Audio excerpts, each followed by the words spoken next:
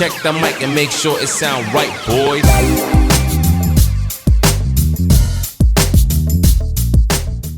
You know what video I've made in my life that I wish was better? You wish was better?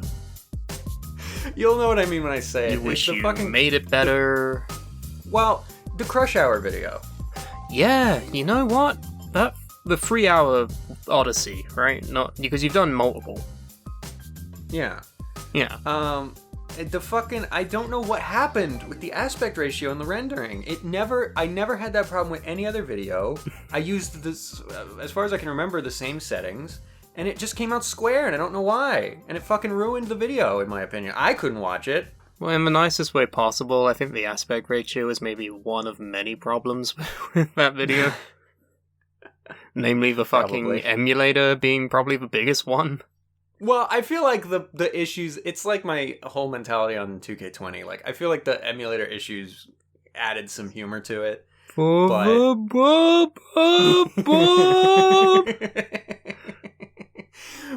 it's just rockets.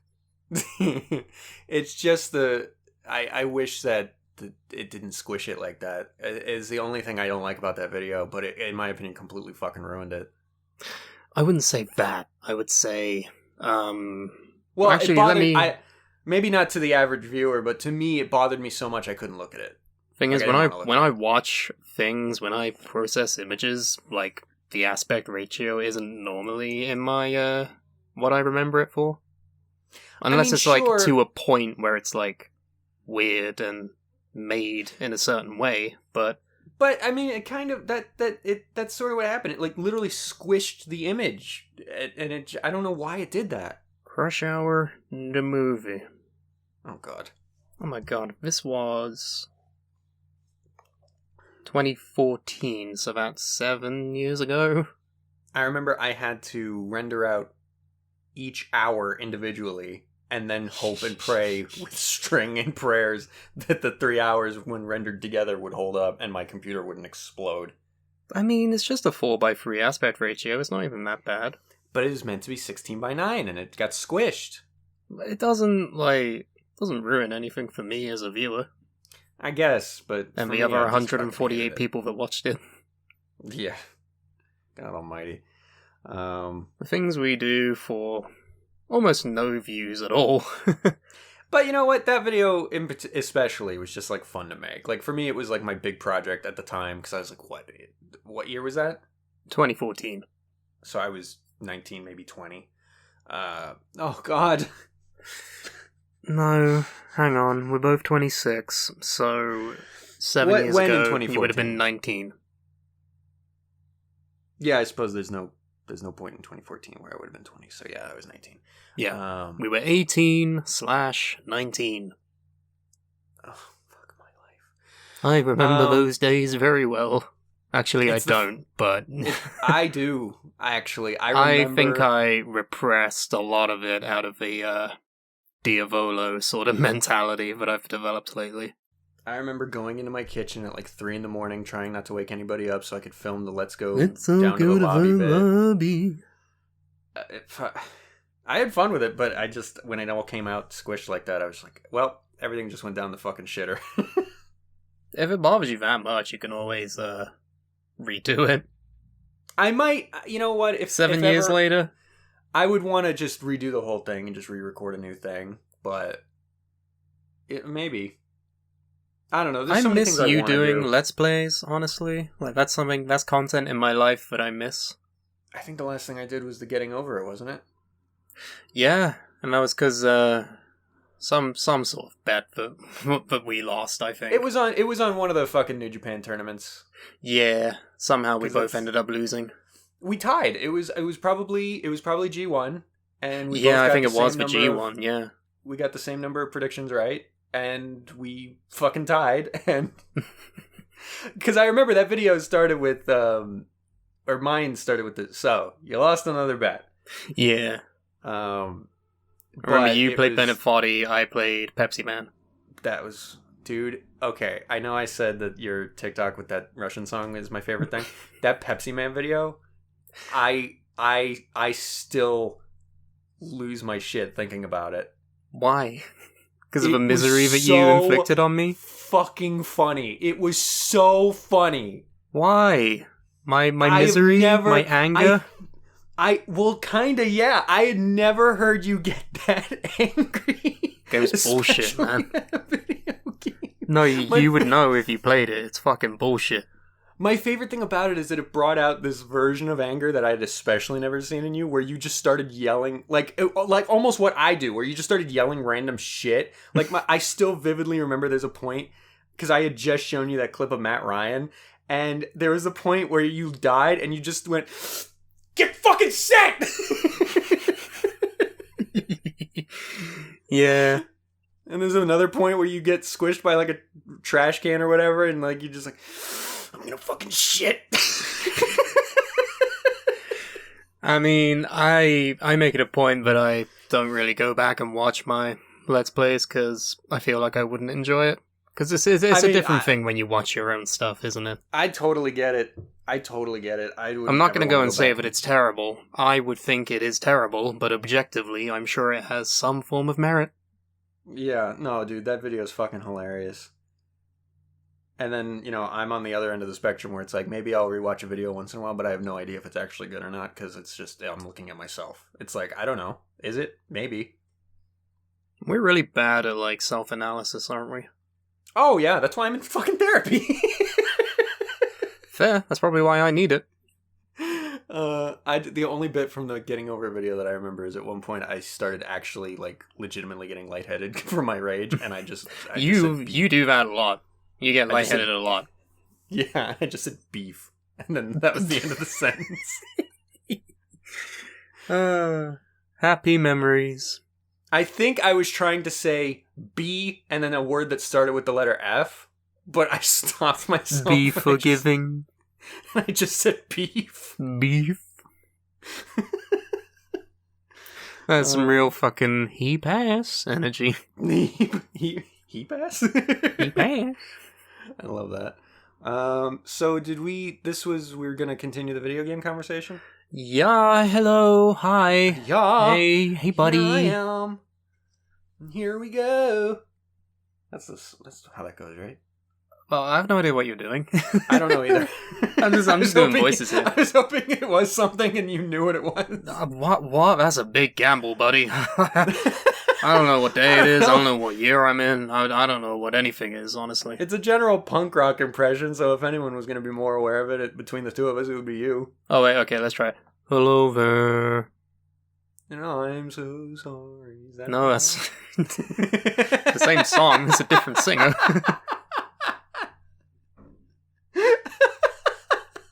Just completely scramble the lines to every punk rock song. Hello there. And I'm so sorry. That's good shit. Hello there. When I was a young boy. My father took me to the background of the moor. Is it weird that I know, like, a majority of the words to I Miss You by Blink-182? I don't even... As demonstrated, I don't really remember which one that is. No, remember that time when we had that text message conversation and I was just repeating the lyrics to you and you thought that I was having, like, a breakdown or something? Okay, can you pull up the lyrics to that real quick?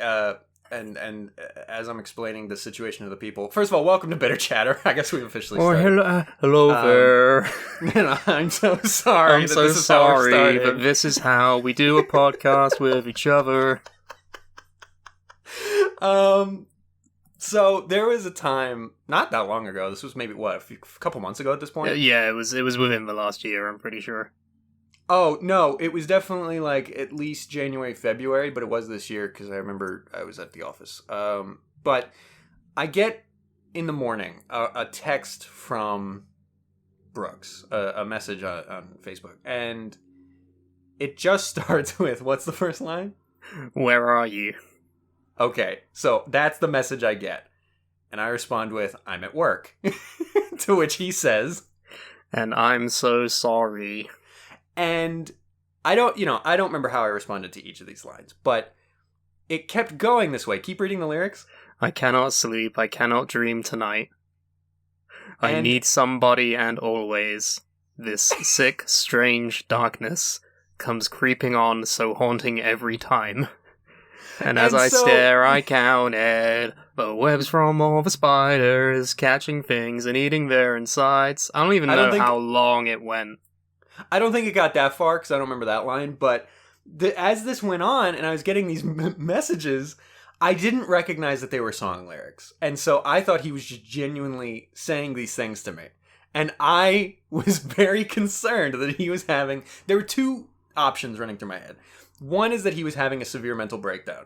The second is, and we've never talked about this on this podcast before, but years ago, it hasn't happened in a long time, but years ago, there were a couple occasions where Brooks has had like I guess you would call them almost like sleepwalking moments. It's called sleep drunkenness. There you go. And so he would quote unquote wake up and start messaging me, but he was still, for all intents and purposes, asleep. And so the messages wouldn't make any sense. It's like he was still dreaming. And I thought the second option was that was happening again. And so I messaged Ellie and I said, hey, your boy might be having a moment. You should check on him. And then she said, oh my God, he's quoting Blink-182 at you. I said, oh shit. Whoops. And then Brooke started to like profusely apologize for scaring me. It's just like one of the funniest exchanges we've ever had. Yeah, I remember those days where it happened for like a period of like maybe 2 years or so. For those who don't know what sleep drunkenness is, it's not really it's not that common, but the best way that I can describe it is that you wake up and you do things like with your body and with your mind, but you're not conscious of what you're doing. Like it's almost like you're on autopilot.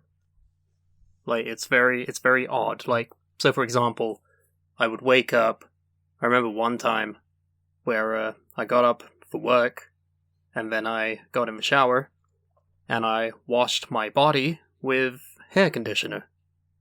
And I didn't realize until I was at work, standing like in a queue in the bank, and I was just like, oh, shit, this is why I smell funny. Oh, fuck.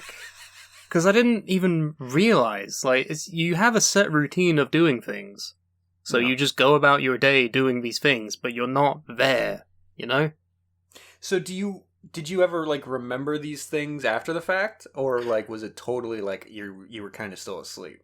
Well, I think it varied a lot of the time. Most of the time it was, like, messaging people. Like, yeah. I think I do that still sometimes. Like, I remember it happened to us recently, where, you showed me one of your fucking terrible egg salad memes. And I sent a gif saying, I don't get it. Because when in my like half asleep, not really conscious state, it just looked like shapes and colors. I didn't know what the fuck it was. And this is the Invincible meme where he's holding his son in front of a train, but you replace the train with egg salad. And I fucking hate you, and I want you to stop. It's not gonna stop. I want you to, please, I'm asking you politely as a friend, please fucking stop with the egg salad shit. Why? Because it annoys me. Why does it annoy you? Let's break this down. Why does it annoy you? Because at this point, I'm just having fun with it. For one thing, it's not a fucking salad. Alright? we all need to agree on that. Second of all, you're doing it out of spite. Not anymore, to be fair. Oh, you now unironically enjoy making memes with egg salad, huh? I do, actually. But this is all at my expense. Not anymore, actually. What do you mean, not anymore? The main crux of this story is that I get mad and annoyed when people say that egg salad is a salad, because it's not. It's eggs and mayonnaise. That's not a salad. Right? We should never have had that fucking food debates episode, because it's opened a whole can of worms. I mean, we've had these debates amongst ourselves forever. Yes, but we shouldn't have put it in public view, because that means that you are now posting memes of egg salad, and it's like, okay, well, what the fuck do I do then? You've What been am I posting supposed to memes do? of regular salad. And that's not even funny. I like them. I'm The first finding one I them saw, I was from like, yeah. Google. Like, for fuck's sake, I'm gonna have to start making regular salad memes just to compete with you, because this is what's happening in my life right now. Is I'm being driven to make Photoshop memes of fucking salad for almost no reason. Well, we could all just nip this in the bud if you stopped. But you're not going to, because this has now become your new pet fucking project, and it's annoying me, because it's not a fucking salad! To be fair, at no point in any of these posts am I like putting up like, by the way, this is my propaganda that egg salad is salad. I'm just putting the pictures up there. Somehow, it's even worse, because you're getting literally all of these likes, and all of these comments, and you're doing fucking nothing. You're not even saying anything. There's no agenda. It's like I fucking said to you last time, and you were like, nah, I don't have an audience big enough. I think you fucking do.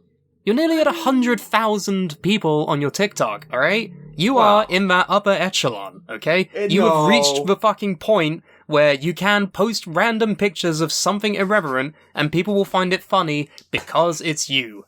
This is how it works. This is how internet personalities work, okay? This is the whole foundation of the Ninja Sex Party Twitter being what it is.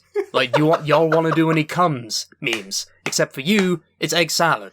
And it's fucking... The only one I made in the more recent... Because at first, yes, it was out of spite and it was to bother you. But now that's not anymore. The only one I made in the recent, like, batch... that I knew was going to bother you, and I kind of didn't want to post it because I almost like felt bad, but I still posted it because I liked how it came out, was the Eva one. It's not funny, man. That shit fucking sucks. I'm not actually mad at you. It's a bit. It's a gag. But still, fuck you. I hate you. Yeah. And I hate everything that you've ever made. Even though I will repeatedly say, I love everything you make. Thank you. And I like everything you make. Dick. But yeah, no, it's just fun. It's just fun. And I've got plans for more that I think are also going to bother you, but like, they're too funny to me. I would literally, I just think of the idea, and if I laugh at it, I'm like, I gotta make it now. You could just not. But it's fun. And it gives me something to post. I genuinely was like, I need to post something on Instagram, and I don't want to just keep posting my TikToks because it feels like a waste of an Instagram if it's just recycling content. So you chose fucking egg salad. Well, It's like the least effectual fucking thing. It wasn't the hero I was expecting, but it is the one we needed. God, I hate you. I really do. I hate you and your fucking creative brain. It's such a fucking burden on my life. I don't know if creative's the right word. I think broken. Creative? Yeah, I'd say that. I think broken is the word I would usually use. Creatively broken? What the fuck ever? Same diff. So now I just need to find my thing. Here's the problem. You stop yourself so much that I don't even know what ideas you're having. So I don't know. Like, literally, the reason I'm having fun with this egg salad thing is because it's such unfiltered stupidity. Like, I'm just gonna put it there, whatever. And then people happen to like it. So I kept doing it because it's funny. Yeah, but you're doing this, like, in front of an audience. I'm doing this in front of, like, 5 people. And listen, none of them care. I kind of miss the days where nobody was watching my shit. Because then there was, like, literally no pressure. I'm not feeling any pressure. I'm just saying. But I wish people could see this shit that I'm doing. But what I'm saying is that now I do feel a little bit of pressure. Because now you're posting fucking pictures of egg salad. What pressure is there? I'm more referring people are eating it up. I'm more referring to TikTok.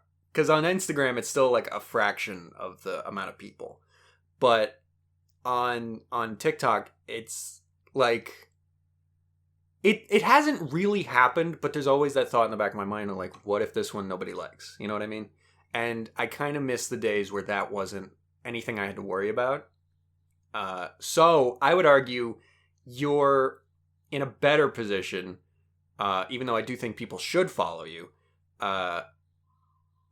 He's almost at 1,000 on TikTok, by the way. Go fucking follow. I mean, I think I've been posting TikToks. Yeah, the last couple. I mean, that last one you did was actually it got pretty good numbers for where you're at. It's getting traction, and it's I have a story about that one actually. Yeah, go ahead, tell it. Because for those who maybe don't follow me on TikTok, which is probably a large amount of this listening audience, some of you do though, and I appreciate you. Yes. But I posted a TikTok that is around a meme of I don't know what the exact wording is, but it's like, have you ever had a crush on someone who you've never met before? Right. And like, it's a stitch with someone who asked that, and then the Animaniacs country song starts playing, United States, Panama, Haiti, Jamaica, Peru, that one. Yeah.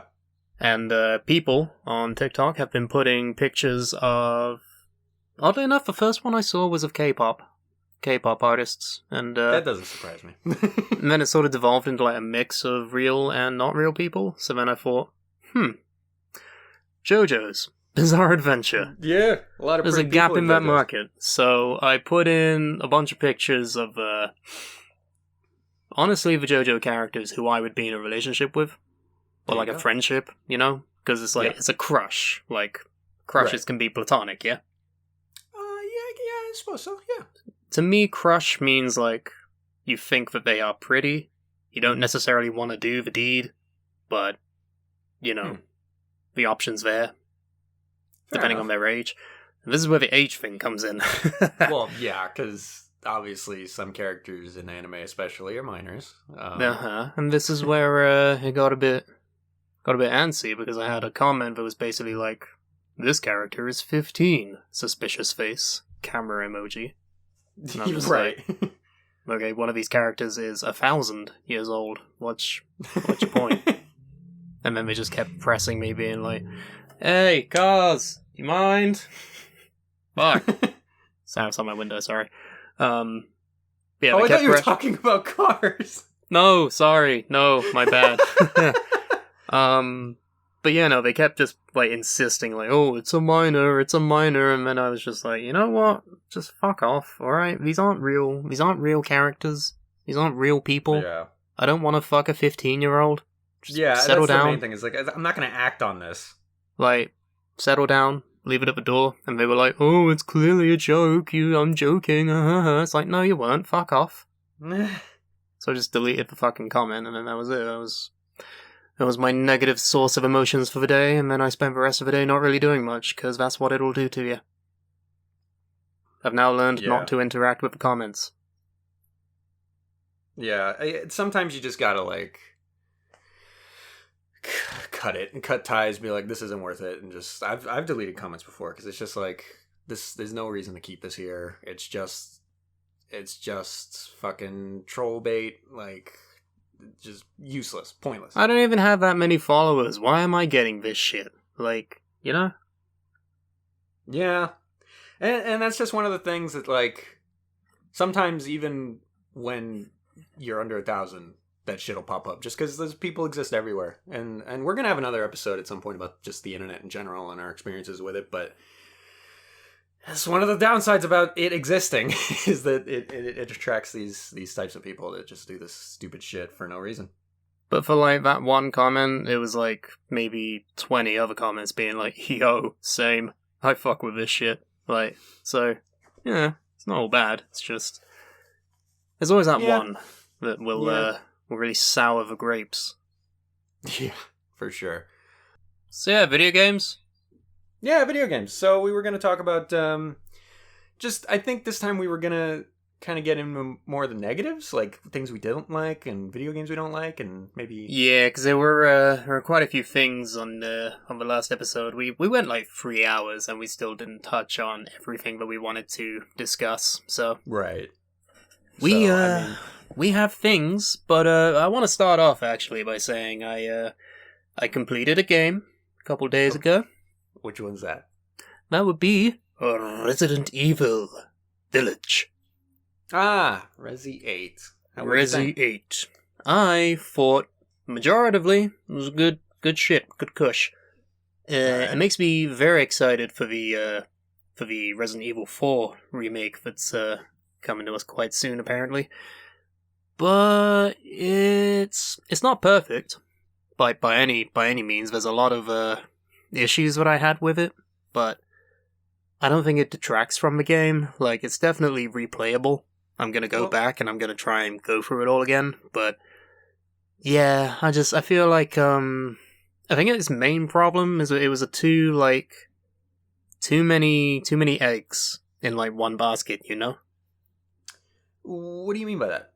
I mean, they tried to do like loads and loads of different things in terms of gameplay and like themes and everything in one game, but bearing in mind, it took me 8 hours to finish the campaign, so by all intents and purposes, it was surprisingly short. Yeah. Like, I thought for sure I would spend like another week on this, but it's paced kind of strangely as well. Too like, fast, there's a few slow? It starts off as like a very Resident Evil 4 kind of fast panic kind of style, but by the end of it, you're sort of in the I don't know if you ever played Resident Evil 6, but that one was criticized a lot for being more action heavy. Yeah, and less, guns a-blazing, shoot zombies. Yeah, less survival horror. I feel like we got a little bit into that territory as Resident Evil 8 went on, but like I say, I don't think it's a bad thing. This game isn't bad by any stretch of the imagination. Mm-hmm. I just maybe would have done it a little bit differently if I were the one making it. Sure. Because I think I must have mentioned this in a podcast previously. Yeah, we were talking about fears.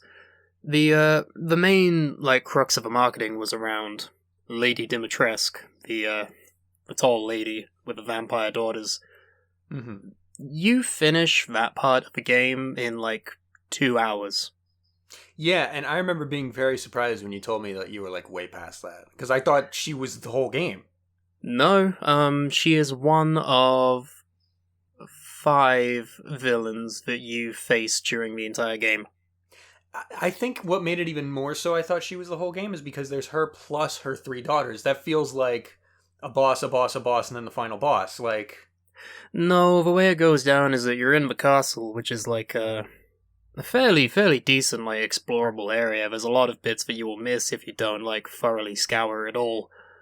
But in a way, it's very brief because it's very condensed. Like, every time you meet one of these vampire daughters, that's the boss fight. You do them in, like, there and then. And then that's when Dimitrescu herself starts following you around, like Mr. X and Nemesis from Resident Evil 2 and 3, respectively. Right. That is... I'm gonna be honest. I'm not scared. I am horny. So that didn't really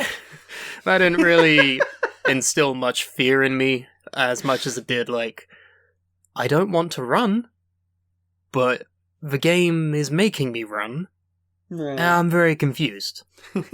You're trying to scare me, but all you did was make my boner stronger. I mean, yeah. That's what's happened. But that's hilarious. Yeah, you get done with that in about 2 hours, and then you move on to a different antagonist, which is it's like a puppeteer. Like, the puppet itself is creepy and weird, and I mentioned the whole scene with the baby, like the giant fucking creepy, like, I don't know what you call it. What is it when a baby's like not born yet? What is that? Fetus. Fetus, yes. That's the one, yeah. It's a baby, but before. real himbo hours here, ladies and gentlemen. But yeah, no, the this fetus. Puppeteer, this is the puppeteer. This is not the stinky swamp man, is it? No, he comes after. Because then you have a whole section with the stinky swamp monster, and then you have a final section with Mr. Heisenberg, who is... Oh, he's who I was referring to. You were referring to Heisenberg when you said Stinky Swamp Man. Yeah. Because he looks like a stinky man that lives in a swamp. Well, he doesn't live in a swamp, he lives in a factory. I'm just going off aesthetics. Yeah, he controls metal. He's actually he's really cool. I mean, kind of, yeah, but he's like, I don't know, he's a fun character, I like him. But no, there's this other guy who's like a weird fish man. Oh, I didn't even know about that one. Yeah, he's a weird, creepy fucking, he just throws up everywhere, like, he's horrible, and I don't like him at all. It's fair enough.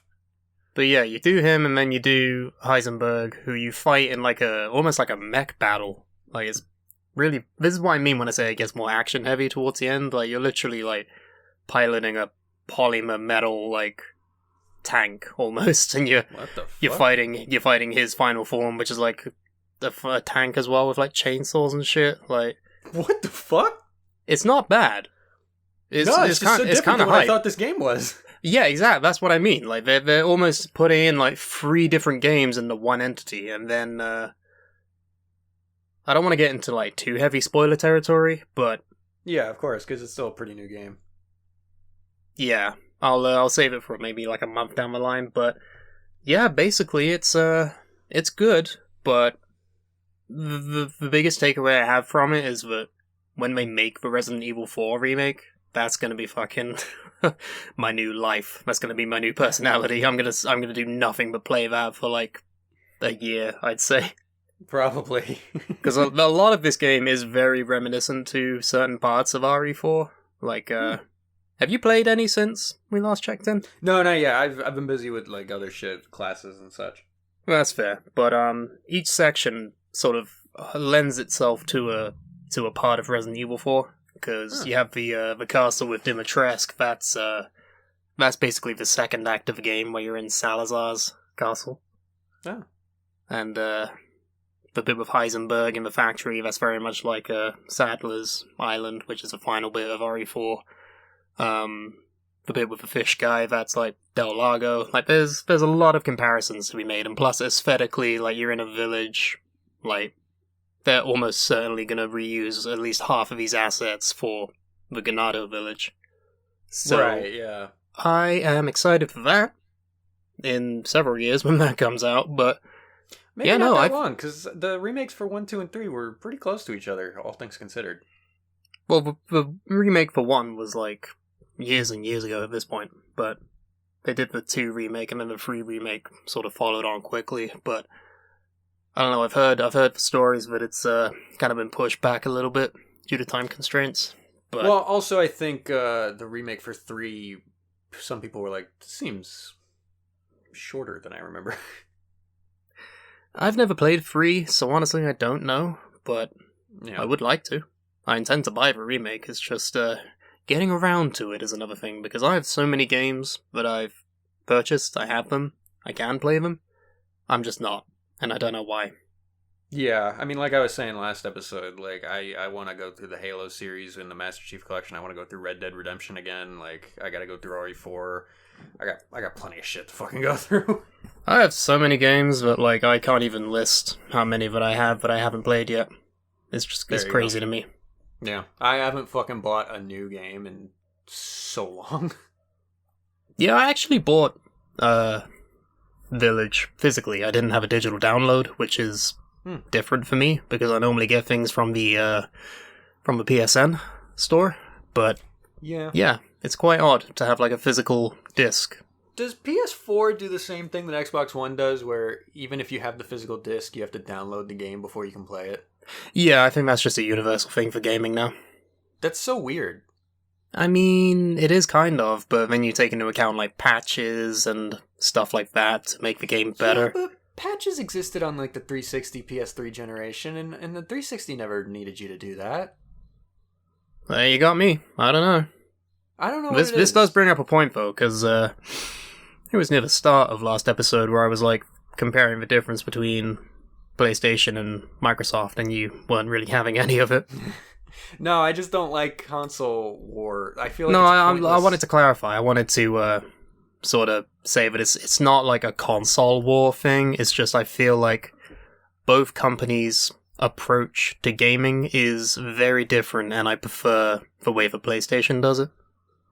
I mean, Because you can maybe understand what I mean when I say that Xbox has a very almost clinical, like sterile approach to its platform. You know, I mean, like everything's just clean. It's like gaming for adults. Like this is a big boy toy, but for me, I think PlayStation has a lot more fun with what they do.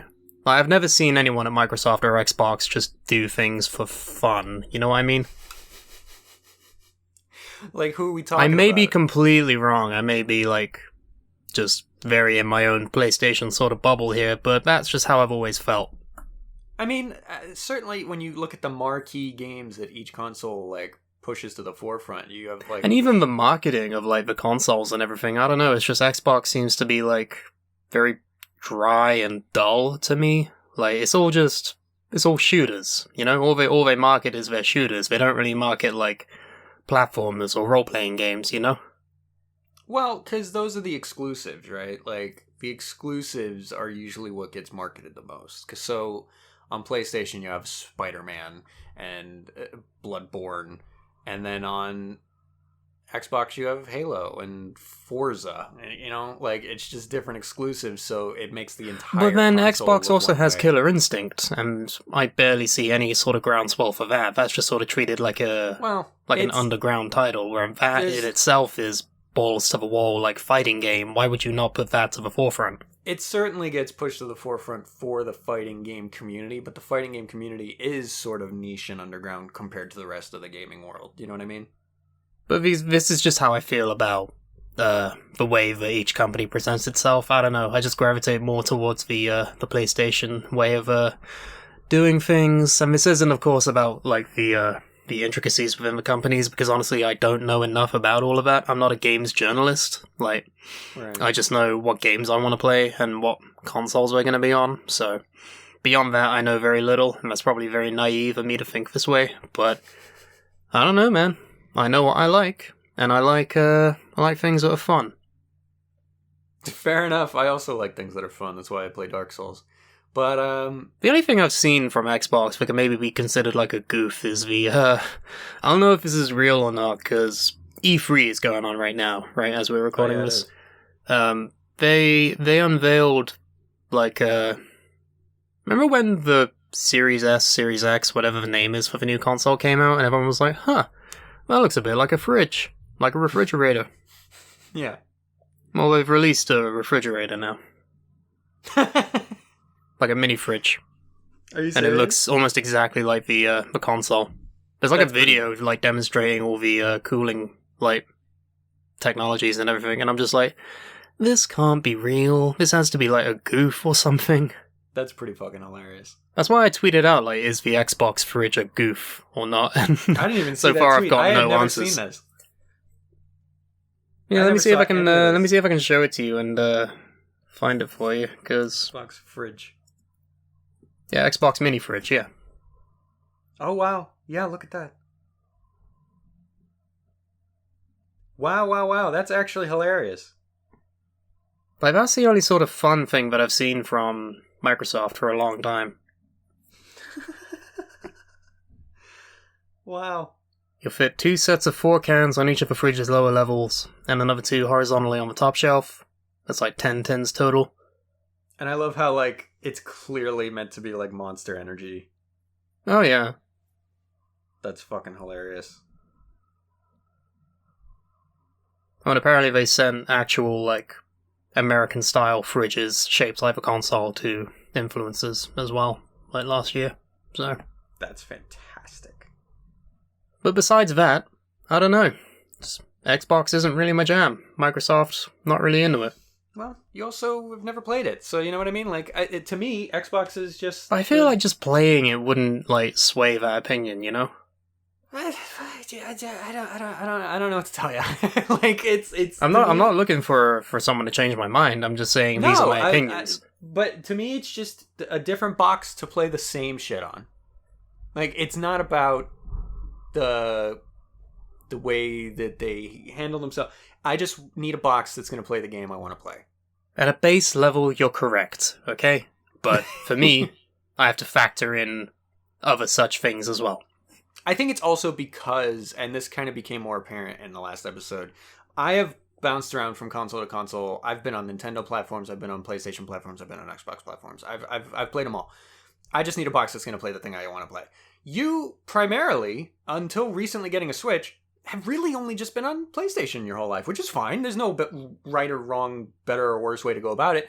But I think because I'm so used to just playing on anything, it doesn't matter to me. Whereas you have a much more strong connection to PlayStation because it's really mostly all you've ever been playing on, which makes sense. I like what I've been given with the PlayStation, so I see no real need to change that, you know? Yeah, fair enough. But as far, was there anything, like, were there any franchises that we liked that we didn't remember to talk about? Like, I know, I played a lot of the early Assassin's Creeds, but I fell off around Assassin's Creed 3, so I don't have... You're gonna love this answer. I played a little bit of the second one, and I got bored. Jesus Christ. I don't Especially know, the second man. one. The second one, other than maybe Brotherhood, the second one's like the best one. I'm just going around Venice, just fucking collecting feathers, and I'm jumping off, like, tall buildings into hay bales. I'm like, is this the whole game? It sounds like you didn't even touch the story. The feathers are like a side quest, bonus thing. That's all I remember. Alright. It didn't get me, I'm sorry. The story of 2 and Brotherhood are like, love that. I used to have an Assassin's Creed code, fun fact, but the franchise is neither here nor there for me. I almost got one, and then I'm like, no, I should stop myself from doing that. Okay, I'm glad that you stopped yourself. I didn't.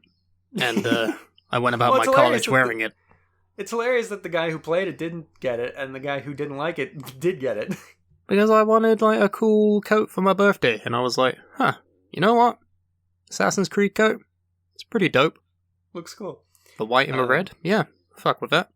It was just funny what Assassin's Creed 2 did to that franchise, because Assassin's Creed 1, it's a very simplified version of what the story eventually became, and the main character, the assassin character, was very much a neutral character for you to sort of like, he's just a vehicle to explore this world. Then in Assassin's Creed 2, they jump forward in time a little bit, and now the character has this like really fleshed out personality, and like he's a fully developed character. Not that the first guy wasn't a fully developed character, but there was just a lot less to go off of. And then Ezio in Assassin's Creed 2 is such a much more... It's like the jump from... Not to insult Jonathan with this comparison, but it's like the jump from Jonathan to Joseph in JoJo's. Like... No, I get what you mean with that. Yeah, like, it's just such a much more bombastic character, and everyone fell in love with that character, to the point where they made 3 fucking games with this one character, and that was almost like what the franchise was for a while, was just Ezio. And then when they had to move on, it felt like they were kind of like, they didn't know what to do next. And then Assassin's Creed 3, like, nobody liked that game. That was the one where you go about Native America, right? Yeah, early, like... I know the fourth one is about pirates, and I, to be fair, have wanted to try that, but... People say that one's really good. Yeah, I don't know, I've just never been presented with an opportunity to get it for an affordable price. Yeah, I did own it, and I started playing it, and I couldn't tell you why I stopped. Something about it, I must not have just gotten into the meat of it yet. Like, I didn't get very far. And then, yeah... That just sums up a lot of my experiences with the games that you've played, apparently. Yeah. And then after that, I don't know, people, like, the quality apparently dipped after that, and there was... the series is now, like, notoriously famous for all the fucking glitches and bugs and everything. Yeah, and I don't think it's really recovered. I don't think I'm losing out from not playing it personally. I feel like every feature from that game that would appeal to me, I've played in other games, so... But those early games, those Ezio games at least, fucking great. Fucking great. Well, if it's ever cheap on the PlayStation 4, I'll see what I can do. Maybe play it again. But yeah, the first instance I tried it didn't really do anything for me. If you have to just grab one, go with Brotherhood. Okay. You will need a little bit of like a primer on where the story's at, because it's the second Ezio game. But Nothing that I can't already catch up on through a quick Wikipedia read, I'm sure. Yeah, that game's so good. But yeah, there was that franchise I was into for a little bit. The Arkham games, the Batman games. I know. Guess what, Carmine? You didn't like it. No, it's not that I didn't like it. It's just I played a bit of Arkham City, and then I don't know. You got bored. Yes. I'm sorry. How much do you like open world games? I fuck with them. Because it sounds like you don't. Hey, no, I love GTA 5, and I love, like, Breath of the Wild and all of that shit.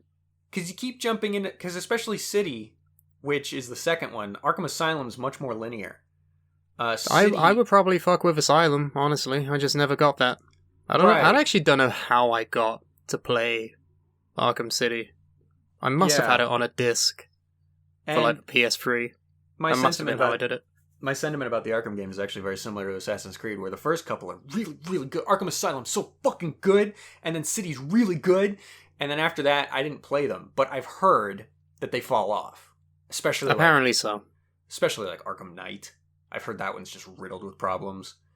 But yeah, like, those first two, I would play them again right now. Especially Asylum. Asylum, because it's a smaller game, is much easier to go through and enjoy. Like, you don't have to, like, I gotta find a Riddler trophy somewhere in fucking East Gotham. Like, it's a much simpler experience, and I got all the Riddler trophies in Arkham Asylum, and I was so fucking, like, satisfied with that. It was a very fun experience. But yeah, those are definitely two franchises that I definitely put a lot of time into, especially in, like, high school, so I wanted to bring those up. Is there anything else that, like, we didn't touch on that you want to mention before we get into things we don't like? I mean, we touched on Kingdom Hearts. Yes, we did, and that's as far as we're going to go until we have maybe a dedicated Kingdom Hearts episode. Oh no, don't do that to me. Don't put me through that. You would have to carry that episode because I've never played the games. Oh god, no, I'm like the worst person to carry a Kingdom Hearts lore episode. I barely know it. Like, I know the stuff, but you would have to be my tour guide. Well, over here is Sora. Say hello. Hello, Sora. He's alright, he does okay. There's Riku. Not that one, the other one. What? You know what? We can't. And there's the 10,000 fucking Xehanorts over there. Right. This one's from the future, this one's from the past, this one is him but in a different body. Now explain to me exactly what Roxas is. I could legitimately answer that for you right now if you wanted me to. No, we can't. Because otherwise this will become a Kingdom Hearts lore episode, because if I explain who Roxas is, I then have to explain who Ventus is, and then I have to explain who Vanitas is, and I have to explain who Sora is. I can't do it, man. I can't fucking do any of it shit. I'm too old, alright? It's been too long. Fuck. Those middle two names I'd never heard of in my life, by the way. Well, Ventus and Vanitas? Yes. They're from Birth by Sleep, the PSP game. That would explain why I've never heard of them. Fun game, good game. I like it. Played it. I'm sure. Fun. I'm sure. But yeah, any other franchises or even just one-off games that you're like, you know what, I forgot to mention this one. Let me go get my my big game case of PS4 games, and we'll have a look at that together, and we'll see if there's anything I am indeed forgetting, because that is probably what's happening right now. Fair enough. Yeah, because I know I briefly touched on my Nintendo big 64. Boy. All right. Let's have a look at you. I briefly touched on my Nintendo 64 experience, which I think I mentioned Hey You Pikachu in passing, but that game was like, I sunk a lot of time into that for not progressing through it at all when I was a kid. And then Pokemon Colosseum, probably the like precursor to Pokemon. Wait, no, not was it Colosseum? No, what the fuck was the Nintendo 64 game called? Huh? Was it Pokemon Colosseum? Yeah. Am I mixing up? Stadium. Stadium, yeah, because Colosseum was the GameCube one. Pokemon Stadium, I sunk a lot of time into, especially doing the mini games from that game. Oh, the one with the Lickitung and you don't eat the spicy shit or else Lickitung will turn red and scream. Which, when you just say it like that, is kind of existentially horrifying, but... I mean, that's what happens with me whenever I eat the spicy foods. Yeah, there was also the My Rattata scrim. race, and I think there was a Diglett, like, whack-a-mole game. Oh god, why would you do that to them? It was just what was in the game. There was an Ekans game, too, but I can't remember what you did in it. Fucking programmers, dude. Sadists. But yeah, that was like... I didn't have many games for the Nintendo 64. I had Smash, I had Hey You Pikachu, I had Mario 64, which I never really was good enough at to progress. So I would just jump around and diddle in the overworld. Wahoo! And then, Yaha! Wah! it's like I'm Sorry. back in my childhood, though, so that was perfect. Charles Martinet, I'm sorry. Hey, while you're doing impressions, real quick, can we talk about what you did this morning? What did I do this morning? I don't even remember. Where you said that you've been saying a particular thing in different characters' voices to entertain yourself, and that really, I loved it a lot, and I would like you to share it with the world. I don't know if the world's ready for this. I hope they are. Alright. So, whenever I'm, like, alone, or even when I'm with Ellie sometimes, I'll just say, like, random sound bites. It's almost like your quotes Tourette's, except I just say it out loud to myself. I do that sometimes. But then I do it as, like, different, like, impressions of characters. So, lately, you can blame TikTok for this one. I've been doing the Doja Cat song. I don't know what the song is, but it's the one where she goes, I feel like fucking something. And sometimes people will put that on loop and just show things where they want to fuck. But I've been doing that in different voices. It started off as, like, Donald Duck, and then it went into Marge Simpson, and, like, I don't know, it just... I need to hear the Donald I'm an Duck insane... version. I'm an insane person. I'm a crazy person, alright? I would like to hear both those characters, because you demonstrated to me the Marge Simpson version, but I didn't know about the Donald Duck version. I need to hear it, please. Homer, I feel like fucking something. Marge!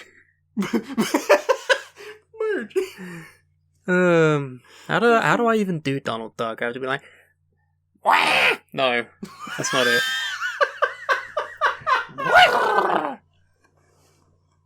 Sarah! This is like peaking the audio, and I don't enjoy it. This is like stressing me the fuck out. Just back away from the microphone. No, it's not coming to me. I have to be in a certain place and time in the universe to be able to do Donald Duck. That was fucking great. I would love to hear like a bunch of your impressions doing that, but we should get back Okay, to who are the other impressions that you know I can Please do? Please do Barney. Please. Hey, Homer! I feel like fucking something!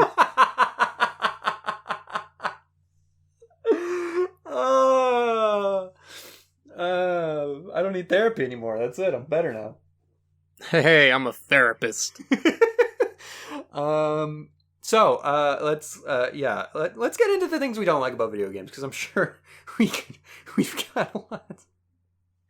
Should we start with the big one, the big man, the big French man? I was thinking the same thing. There's one thing we absolutely, no doubt, both agree sucks in the world of video games, and that is Mr. Fucking quantum bullshit himself, David Cage.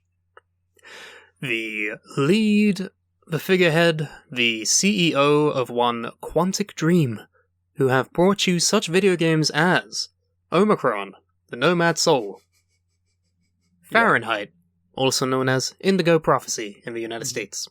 If you've never heard of these games, don't worry, you're not missing anything. Heavy Rain.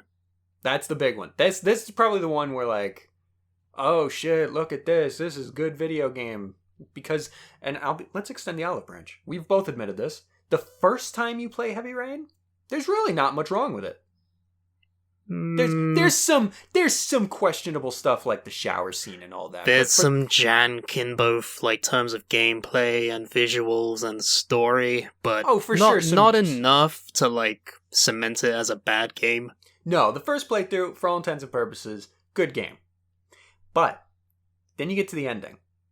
and then you realize something. That if you play it again, breaks the game. Breaks the game. Completely fucks with everything about the game. Because the way the story ends, and the things that you learn about the story, makes the story not make sense anymore. It falls apart. It completely falls apart. If you've never played Heavy Rain, just a real quick rundown. You play as 4 different characters, right? Yeah, it's 4 different characters, yeah. You play as the dad. What's his name? Ethan? Ethan Mars. You play as the... What does she do? What's her job?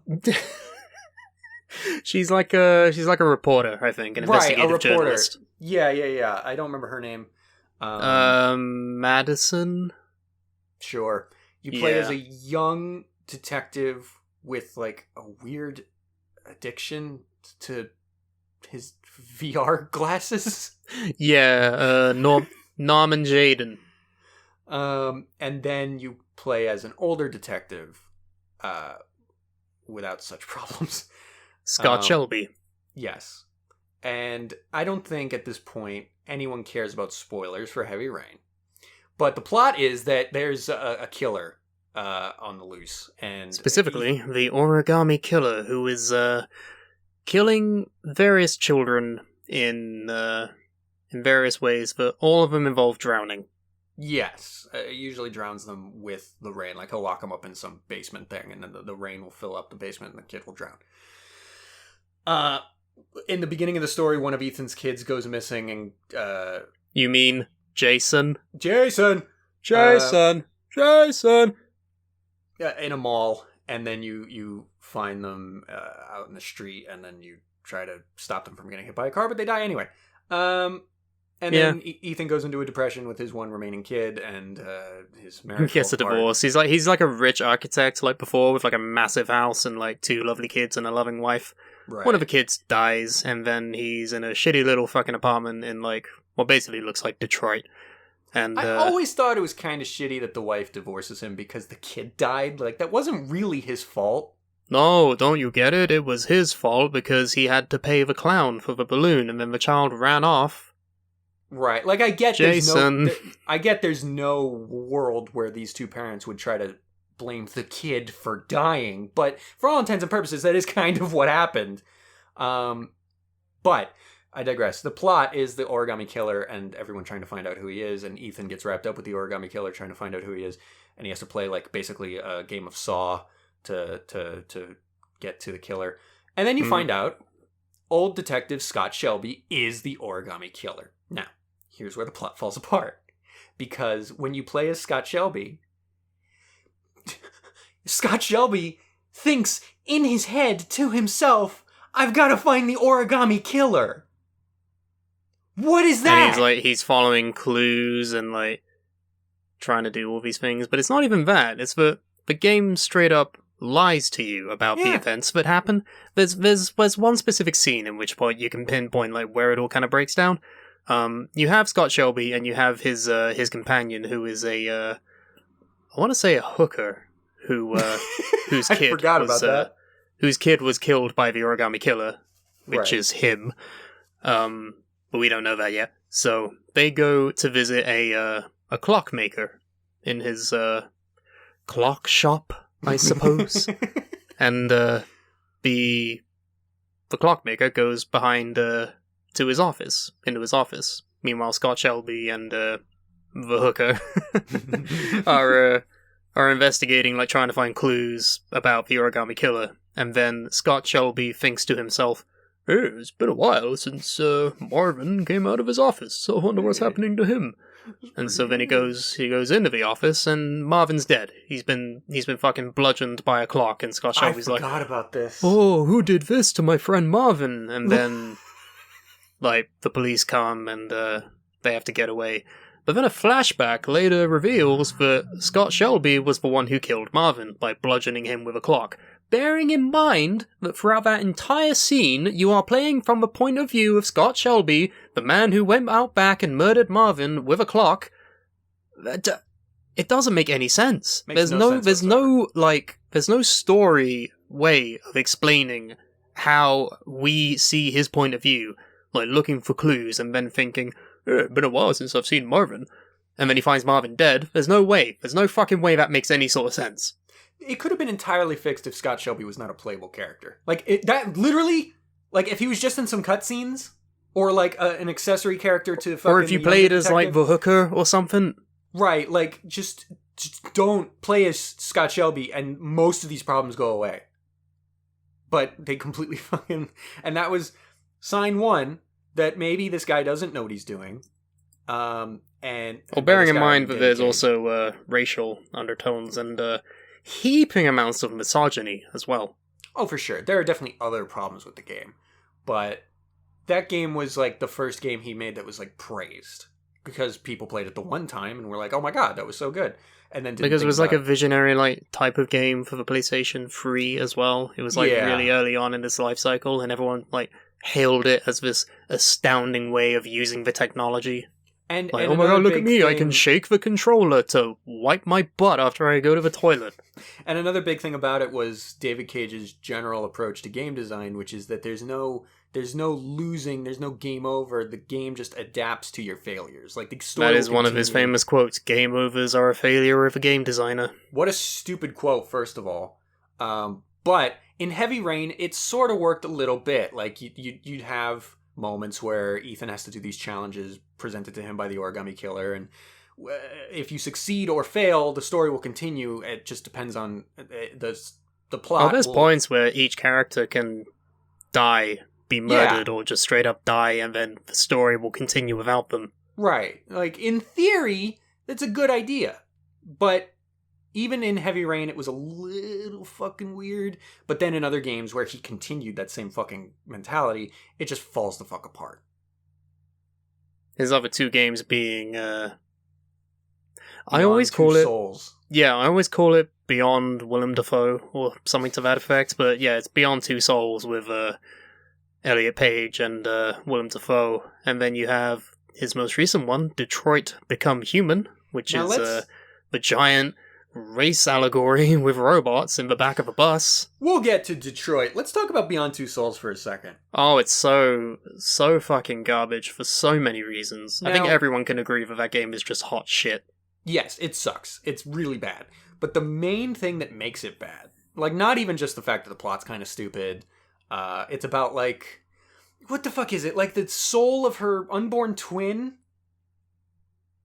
Is that what it is? It's basically her stand, right? So you have sort of. You have this character, I think her name is Jodie, where she has a telekinetic connection to this ghost spirit thing known as Aiden, who can like move objects and possess people and let her control them and all this kind of stuff, right? Right. And the plot revolves mainly around her and that and whatever. But it should be mentioned that the way the narrative is structured. That's what I was just about to get into. Yeah, it's the best way I can describe it is that it's like if someone watched the movie Memento and didn't get it and didn't understand what it was doing. Because Memento is it's broken up, but it's structured. Like you get one scene. The black and white scenes are going forward, and then the coloured scenes are reversed, and then they eventually cross paths, and they create the ending. Right. In Beyond Two Souls, scenes are just randomly scrambled and strewn about on this timeline, and you run into them. You will go from Jodie being homeless, wanting to commit suicide, and almost blowing a guy behind an alleyway to get money, to then her being in the army, to then her being a small child, to then her being the Navajo desert. The Navajo fucking desert, and then you go to like an underwater Chinese ghost base.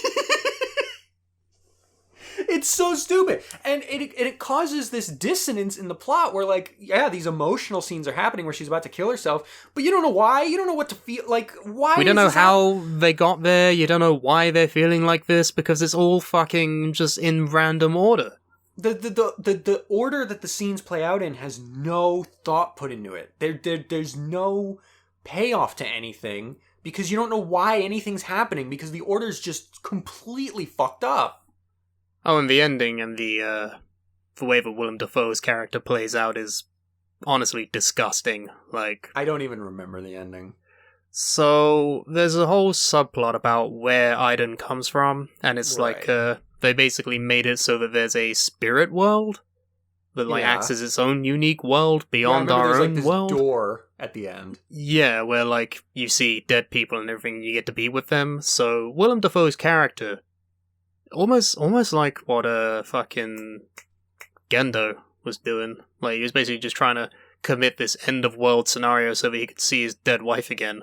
That's literally what Willem Dafoe's fucking doing. So then he grabs a gun and he shoots himself, and he gets to be with his family. And he's happy. And you're supposed to be happy for him. Wow, I don't remember that at all, and that's a horrible message. And then at the very end, the game is dedicated to David Cage's deceased family being like, I hope you're watching me from the Netherrealm. Oh, wow. That's disgusting, dude. He promotes suicide in the ending? Yes. Holy shit! It's fucking horrible. There's a reason I don't remember that. I must have blacked it out. Uh-huh. I just remember the Aiden and like a door to this ghost world. I literally didn't remember Willem Dafoe's character. Let me look up Beyond Two Souls plot just to make sure that we're not spreading false information. I mean, you can save 50% on Steam. Fucking great. Don't buy it. And then, so here's the thing, right? You might not have heard of Indigo Prophecy or Omicron Nomad Soul because this was before his games blew up with Heavy Rain, and then Beyond Two Souls was a very mixed bag, mostly negative. But then Detroit Become Human was a huge thing. But those other two games before Heavy Rain also sucked for similar reasons. Like, that same mentality is present in those games. Indigo Prophecy is fucking just stupid and weird. Omicron is broken as shit. Like, it just sucks. But they are earlier games, so it's almost like, well, he was still figuring it out. Like, you can almost make excuses for him. But then after Heavy Rain, and the games almost get worse again, like, it's inexcusable. Yeah, you're right.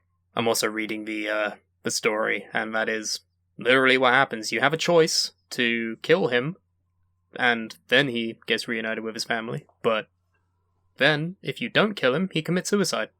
Wow, oh my god. That's the fucking worst. Yep. Also, way to make it so your choice doesn't matter. Uh-huh. But, wow. Wow. That's awful. This game is awful. I literally forgot Willem Dafoe was in the game. Like, you kept bringing him up, and I'm like, I don't remember what he did in this game. And then he was like Jodie's fucking caretaker, or like surrogate dad, or something. That's right. He was a smart dude, fucking researcher guy, researching the infraworld. That's what it was fucking called. Wow. All right. And not to mention every David Cage game, literally every single one, has a questionable scene involving women either being sexually assaulted or just otherwise in their negligee, being very on display in a very creepy, like, misogynistic way. Yeah, I mentioned the shower scene in Heavy Rain. That turns into a someone breaks into her home scene, and you can imagine where it goes from there. But it wasn't real, so it's fine. It was all a hallucination, yeah, that makes it or better, a dream, right? or something, because that makes it better. It's fucking ridiculous. And then there's the whole thing with fucking the shower scene in fucking Beyond Two Souls. Yeah. Which caused then Ellen Page's, like, nude body to basically be leaked online. Fucking what the fuck, David? Ridiculous. And then they have, like, sex bots in Detroit, and it's weird. Okay, so now we can jump into Detroit, because what the fuck with that game? I still want to, like, play it start to finish, because there's a glimmer of, salvation. Well, and that's in the characters of Connor and Hank. Right. That's probably the best part of the game. They're played by Brian Deckard and Clancy Brown, respectively. Yes. Yeah. They actively went against a lot of David Cage's directions to, like, ad-lib and to give the characters, like, some creative flair. Mm-hmm. Like, there's a bit where Connor, the android, he's basically like, I like dogs. David Cage didn't want him to say that. He didn't like that. Why? What the fuck is wrong with that, David? Because it was not in the script. God, where is the script? Do you still have it? Did you write one? I don't know. I don't fucking know. But yeah, that game has story issues in of itself, and it's like a horribly, like, really on-the-nose allegory for racism. Like, there's a prompt that literally is like, press triangle to say, I have a dream. I'm not Strike a kidding, giorno pose and talk about your dream. Yeah, and God. there's a bit where, like, it's weird because the main menu has, like, a android that talks to you sometimes, and, like, it just starts talking to you about, like, the Underground Railroad system built by slaves, and it's just like, this could not be any more on the nose than it already is. I mean, you got this fucking android in the pause menu just being like, do you remember that time when the slaves whistled a song in the Underground Railroad? What the fuck? There are a lot of stories that are an allegory for racism and all that. And that's... Oh, and the androids have to sit at the back of a bus. Right. What I was going to say is, that in itself is fine. Do that, go ahead. But this is so fucking ham-fisted. And, like poorly written. And not necessarily good. Like, just because it's an allegory for racism doesn't mean it's a good story. And this is not. Like, and it's come out recently that David Cage is actually a homophobic, misogynistic, like, horrible person to work for, just a complete scumbag. I mean, shit, you could just look at the scenes he puts in his fucking games and figure that out. Yeah, but until now, it's been, like, a director's vision, but then, when he was quoted in court as saying, we don't make games for fags... Oh, that's right! Oh! Yeah. And they're just photoshopping employees' like faces onto like bikini pictures and Nazi soldiers. What a... This is all real shit. What a cunt.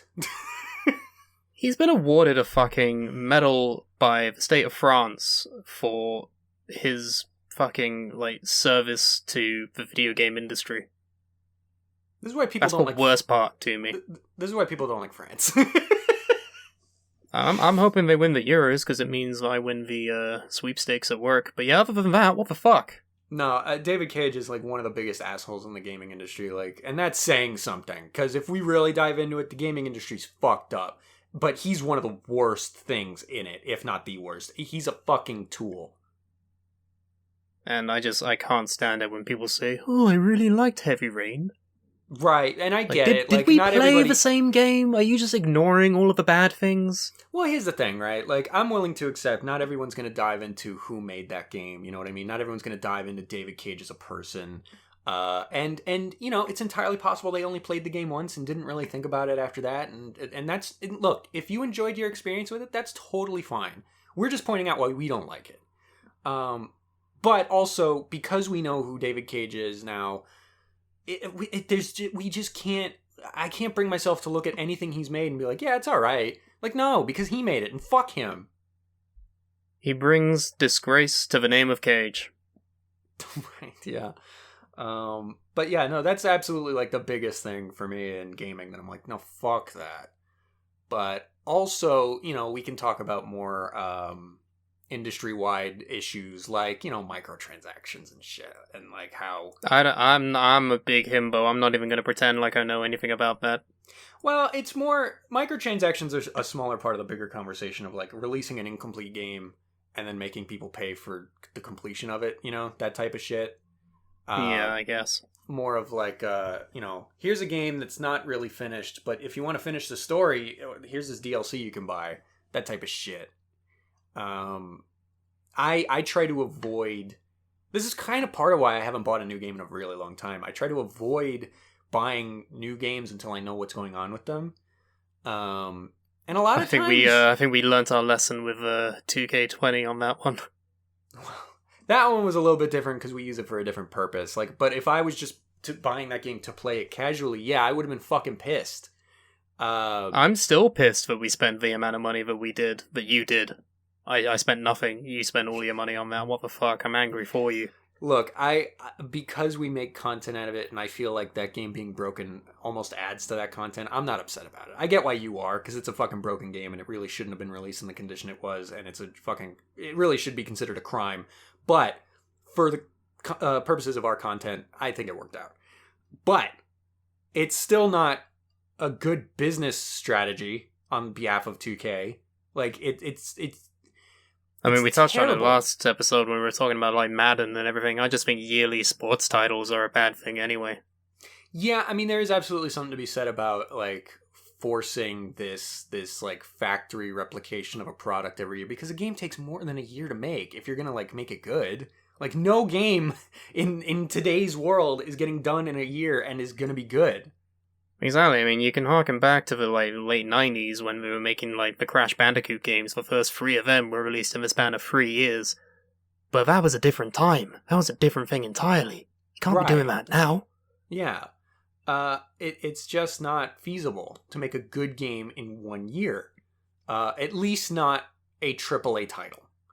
There are people that... But even then, the people who make indie retro games, they take longer than a year. Yeah. Like, it's just not something you can do anymore if you want a good game. And so, yeah. I think the state of AAA games in general has been proven to be a flawed thing anyway. I mean, look at fucking Cyberpunk. Oh, man. Look at how badly that went.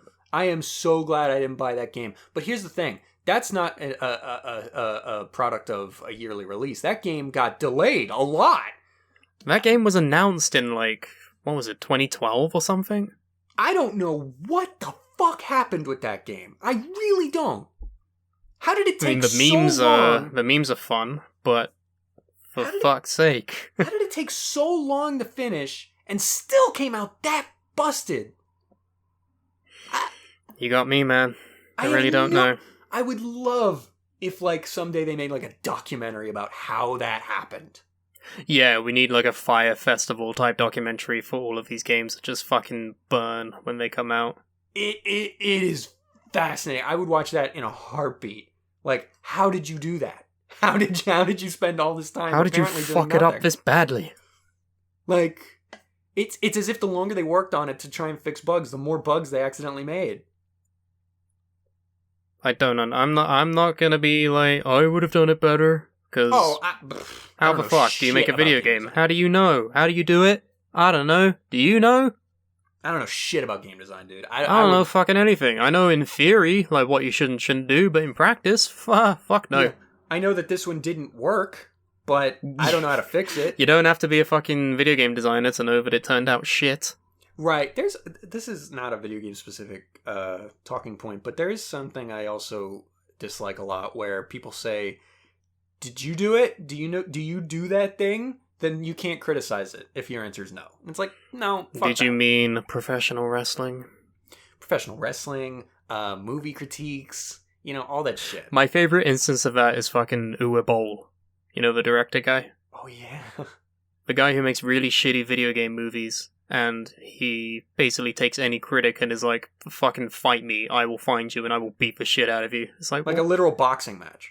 He's arranged for actual boxing matches with critics who don't like his movies, and it's like, what the fuck is wrong with you, bro? Yeah. Because he's, like, athletic. Like, of course you're going to win against against chaotic evil Tommy Wiseau, almost. Like, of course you're going to win against a fucking games journalist. Like, what the fuck?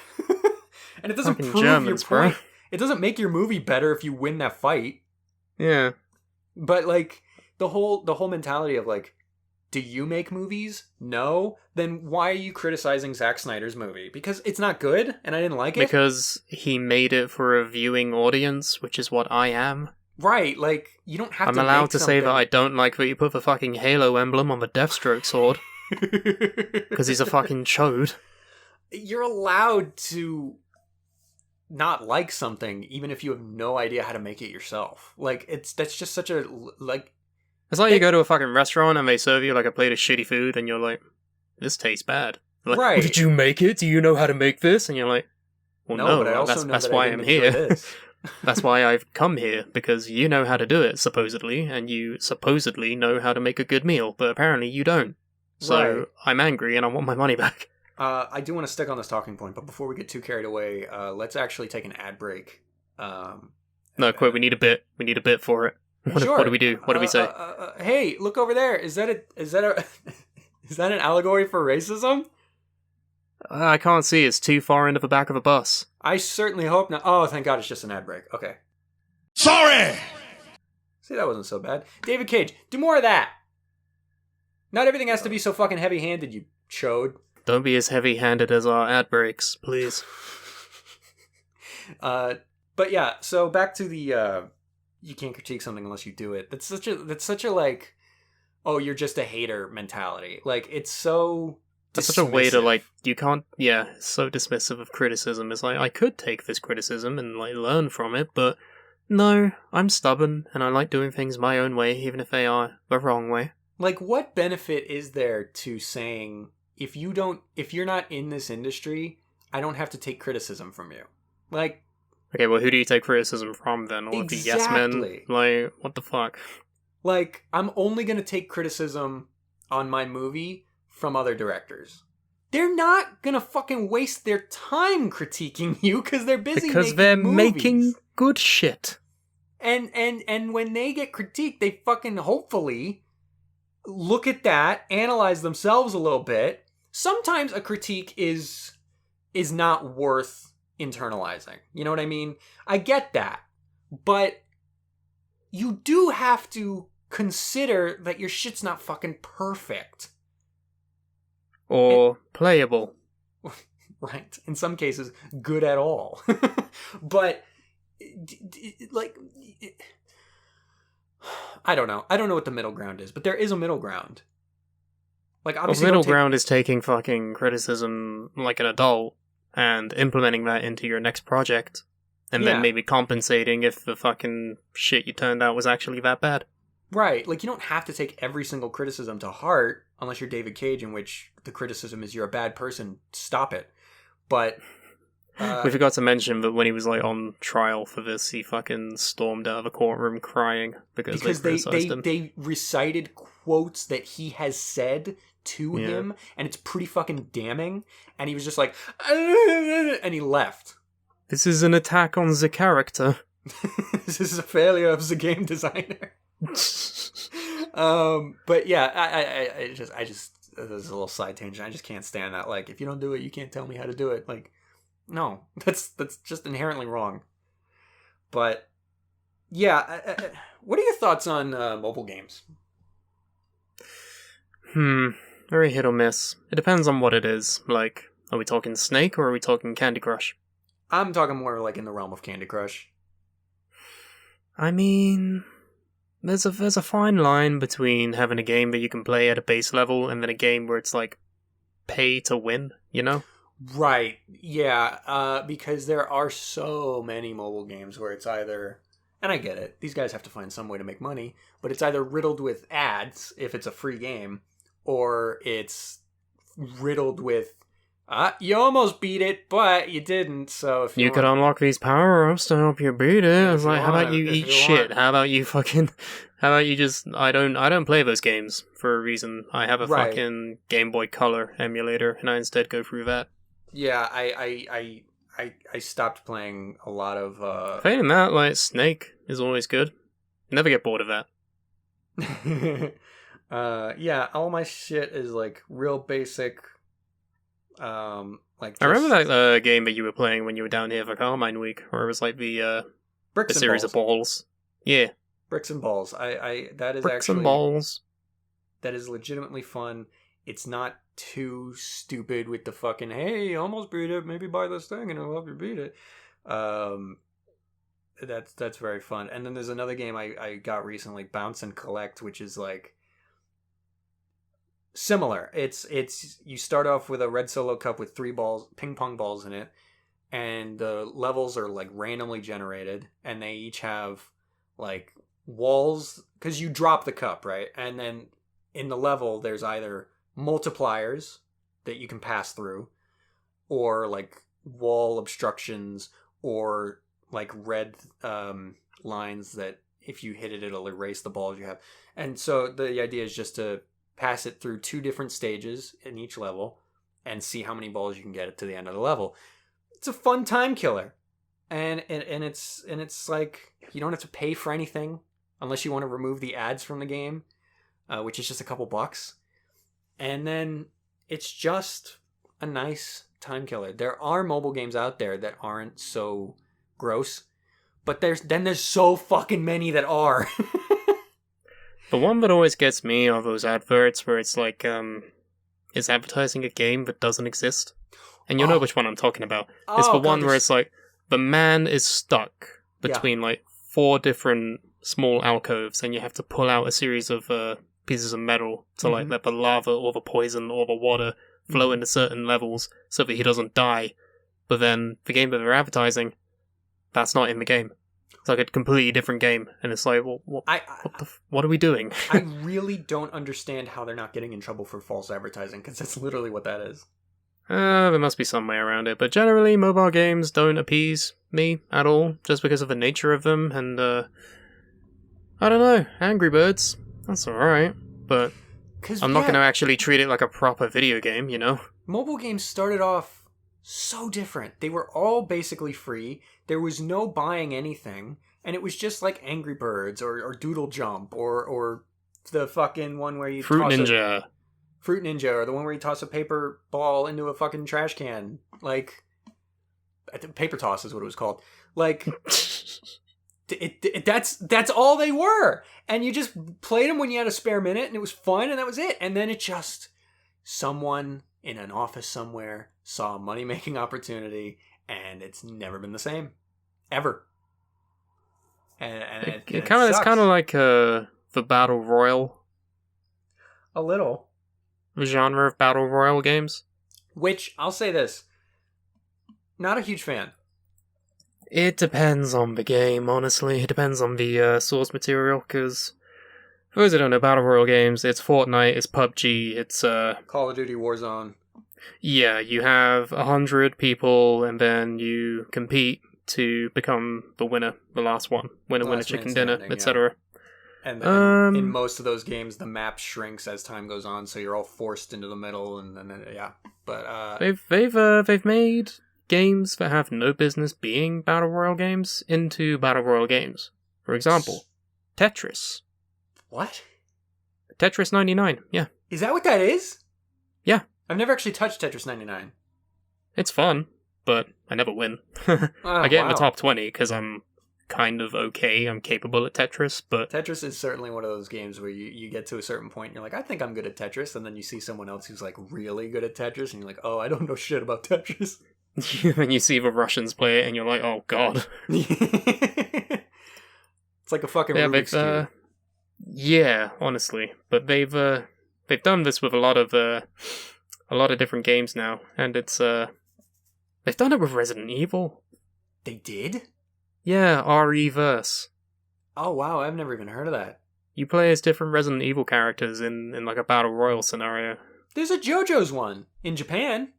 Wait, is there? Yeah, it's an arcade game and it only exists in Japan, but it exists. Oh fuck, we gotta go. You play as different stand users, and it's hooked up online, so people at different arcades are also playing with you, and it's a fucking shit, it's a fucking that sounds battle royale. Fun. Because it's JoJo's, that one sounds really fun. But it depends on the fucking game. Like, it depends on the genre. But I don't know. It's like, for some reason, I'm just like, did this need to happen though? Yeah. I mean, I get it. Games change and new types of games come out, and when they're really popular, everyone's going to want to try and do that. Like fucking Minecraft. Like, well, there weren't so many Minecraft clones, but there was Terraria and then Roblox.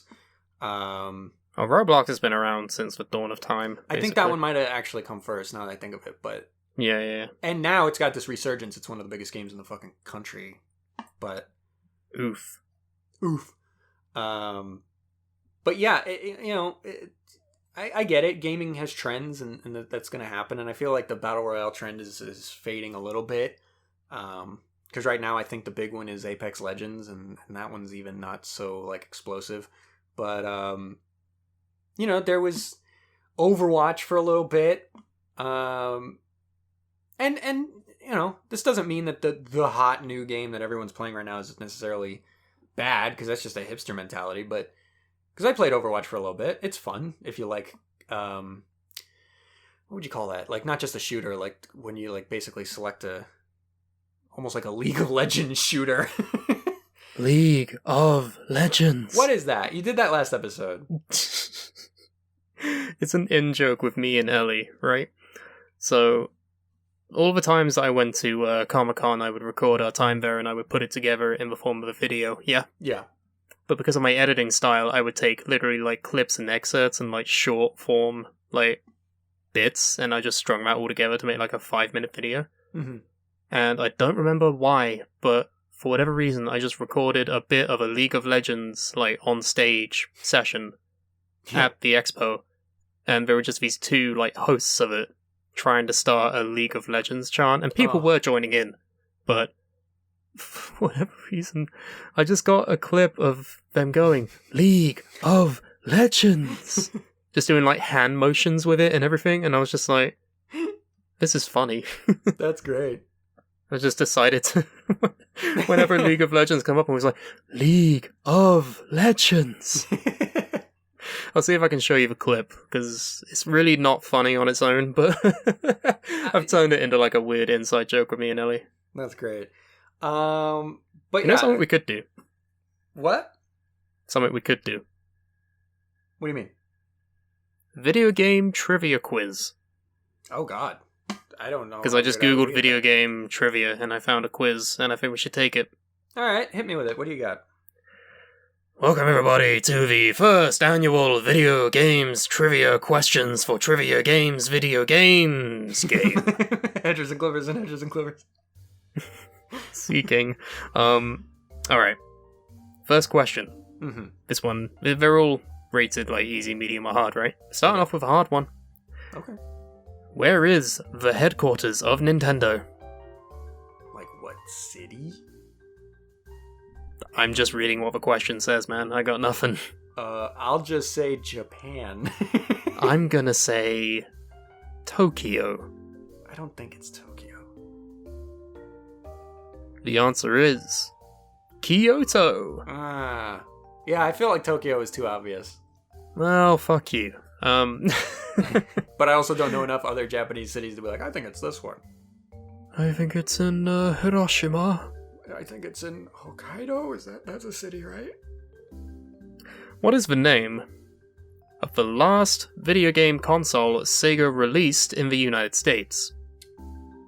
That would be the Dreamcast, wouldn't it? Yeah, Dreamcast. Like, famously. Like, Yeah. yeah, Dreamcast. Okay. Because it killed the fucking... It was so bad that it killed Sega's ability to release consoles. What? I never had a Dreamcast. I never played on one. What made it so bad? I think it was something to do with like the lack of titles other than Shenmue, and just a weird like controller style and like graphical issues. I don't know. Might be worth having a look into. I'm sure there's a what happened video on the Dreamcast, but probably. Yeah. I just love the Saturn because of Seigata Sanshiro. Oh yeah. Seigata Sanshiro. For anyone who doesn't know, Seigata Sanshiro is a Japanese exclusive, basically, mascot for Sega. But he was just a dude. He was like a samurai, wasn't he? No, he was a karate man. He was a karate man. But he was just like a physical dude that they would film for their commercials, and he was Seigata Sanshiro, and then he had like a fucking like superhero arc, and didn't he like explode or something? Yeah, he died saving Sega headquarters from a missile fired at them by Nintendo. That's what it was. The reason why he's called Seigata is because the Japanese way of saying play Sega Saturn is something like Seigata Sanshiro or something like that. So yeah, they made his name based off of that. Yeah, his name is literally like play our games. Yeah. And the others are just funny because he has like this whole character of like literally these people will be going about their lives, like going to play baseball, just having a party in like a dance floor, and then Seigata shows up, beats up everybody, and tells them to play Sega Saturn instead. Oh, it's so great. It's so stupid. Yeah. Yeah, R.I.P. Sega, I suppose. Yeah. Okay, this one's easy. Which movie did Dwayne "The Rock" Johnson star in that was based on a video game? It depends what they mean by that. My first thought is Jumanji. Video game. But I don't think that's not what they board meant. Game. It's Doom, innit? It's based on a game? Doom. Oh, Doom! I thought you said Dune. Yeah, he was in David Lynch's Dune. I was like, what? But Nah. Doom. He's in I didn't Doom. know that No, that's Duke Nukem. Shit. Short answer, yeah, Doom, 2005. Fucking horrible movie. I didn't even know that movie existed. You could also have said Rampage from 2018. True. But yeah, my first thought was Doom. That was back when he was like trying to break into Hollywood. Yeah, at that point, yeah, it would have been. Alright. Here's one that maybe we don't know. Which video game is generally considered to be the original third-person shooter? Third person. Original third person.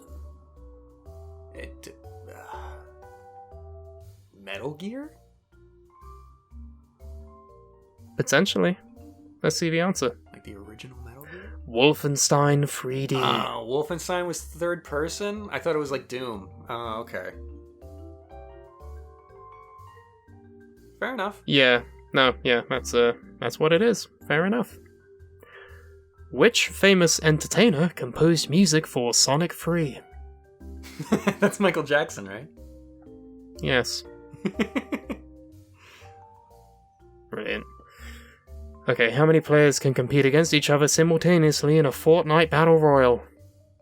Isn't it 100? It's 100. That's what we fucking said earlier in the episode. Yeah. Oh, okay, hold up. This one's very hard. Okay. Even though I know the answer. Okay. Which country had banned the sale of the original Grand Theft Auto? Ooh. I'm almost 100% certain, but it's the United Kingdom. That sounds about right. That sounds like something you guys would have done at the time. I'm pretty sure it is. Let's find out. Brazil! Oh. Why? In 1998, the government of Brazil banned Grand Theft Auto, including a 8.5k fine to anyone caught selling it due to their belief that the game incites violence. Wow, that's a hefty fine, especially in 1998. The video game causing violence debate, that's a fucking... That's a whole thing, isn't it? Something for another time. Okay, what is the name of the alien race who were the adoptive parents of Samus in the Metroid franchise? Oh, fuck. Oh, I know this one too. Oh, I think I do too. Give me a second, because all that's coming to my mind is Chocobo, and I know that's not right. Oh, it's some... Oh, God. Hold on. The big yellow chickens. Yeah, they fathered Samus. Raised Samus to be a good girl. Shit. Hold on. It's something... Oh, God. It's like Chozo or something. I think you're right. I think it is Chozo. Is it it? Is that it? Let's find out. The Chozo! Yeah, yes. okay. You can see why Chocobo, it's like... It's obviously the Chozobos. Wrong. You can obviously... It's wrong, but like you can see where the connection kind of was. I mean, I sort of kind of thought it started with an M, but you were more on a wavelength than I was there. Oh, what is the object that opposing players must destroy in order to win at League of Legends? Oh, the Nexus. I don't fucking know. I've never played it. It's the Nexus. It's the Nexus. That's satisfying. Why is that satisfying? What is the name of the first ever video game? Pong. Tennis for Two. Oh, right. Technically, it wasn't Pong. Pong came later, but it was the same. Oh, get to fuck. What do you mean? Yeah, 1958. Pong is Pong is Pong. Yeah, it was technically a different game. How many different shapes of 4 connected blocks are there in Tetris? Oh, fuck. I have no idea. 6, I'll guess. 8. Wait, Tetris 5? No. Wait, 10, 9, 5, 7, 4. Tetris is referring to all the blocks have 4 blocks. I'm wrong on that thought. But I'm going to go ahead and say 6 or 8. It's one of the two. Let's go through this. There's the red square one, the green one, the purple one, the... Oh, I don't know them by color. I know them by shape. I know the shapes and the colors. Shapes and colors. I know the square one, the long one, the 2 different Z pattern ones. The orange one, the blue one, the yellow one, the teal one. I think there's 7. I can only think of 5. There's 7! Haha! I was wrong all the way around. Brilliant. Which video game company originally brought Pac-Man to home consoles? Is Namco. that Konami? No, it's Namco. Namco Namco. Bandai. That's what it was. Atari, get fucked! Oh! yeah, yeah, that makes sense. Stupid. You know the original name for Pac-Man was Puck-Man? I did know that. Paku Paku means fuck yourself. Yeah, you got it. Is there more? I'm trying to find ones that aren't shit. What's A pickaxe is a basic commonly used tool in which video game? What's the name of the yellow mouse mascot for the famous series Pokemon? No, there is literally a question on here that's like, what is the name of the circular object that is used to collect Pokemon? Jesus Christ. My nuts. What the fuck? A Pokemon sphere? You know, yeah, the Pokésphere. That's not that far off. Which of these aren't shits? That's the problem. Let me see if there's anything I can find. Oh, here we go. Yeah? Which Mario character has appeared in all but one Mario Party game? Mario Party Waluigi? specifically. Hold on, let me think about that. I've not played any of them, but I'm guessing it's Waluigi.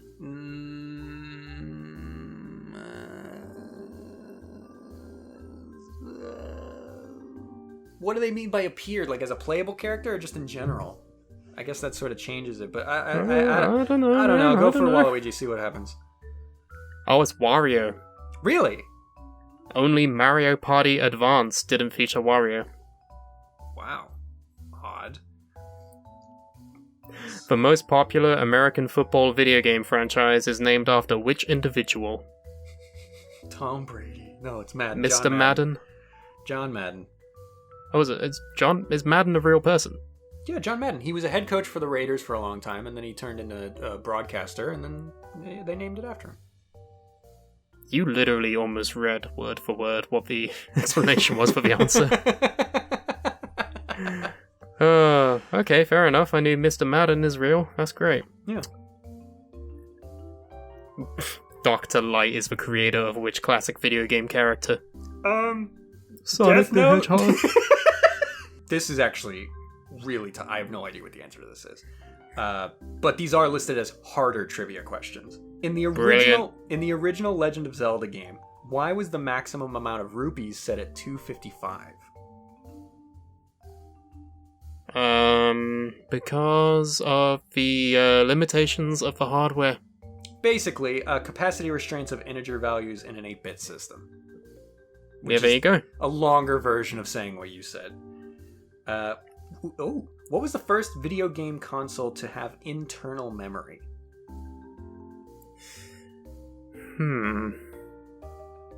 Did the GameCube have memory cards?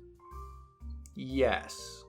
Or is that what they mean? Like, which was the first console not to have memory cards? I think they mean not needing memory cards. I'm gonna say PlayStation... No. The original Xbox didn't need them, did it? It did not, but the first was actually the Sega Saturn shipped with a 1 megabyte of internal memory. Segata Sanshiro, Segata Sanshiro. Is this a trick question? Oh, wow. What game did the character Sonic first appear in? This is tricky and stupid, I will admit. This is like a Mario, like Donkey Kong Jumpman thing, isn't it? I would say even stupider than that. Even stupider? Do you just want the answer, or do you have a crack? I'm not gonna know, honestly, tell me. Sonic first appeared as an air freshener in the 1991 Sega release Red Mobile. I would have never said that, what the fuck? Yeah. So wait, they conceived this mascot character and they thought, let's not give him his own game just yet, let's put him in as a fucking air freshener. Or they had the design for the air freshener and they're like, maybe we could make something out of that design. And gotta get fresh. People might not care enough to point it out. Haha, you're too stinky. See you later, stinky. Let's see, what are some other good ones here that aren't too obscure?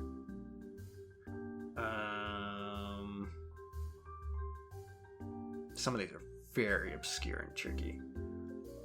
Okay, this is tough, but maybe more fair. What American car manufacturer inspired the cars of Fallout 3?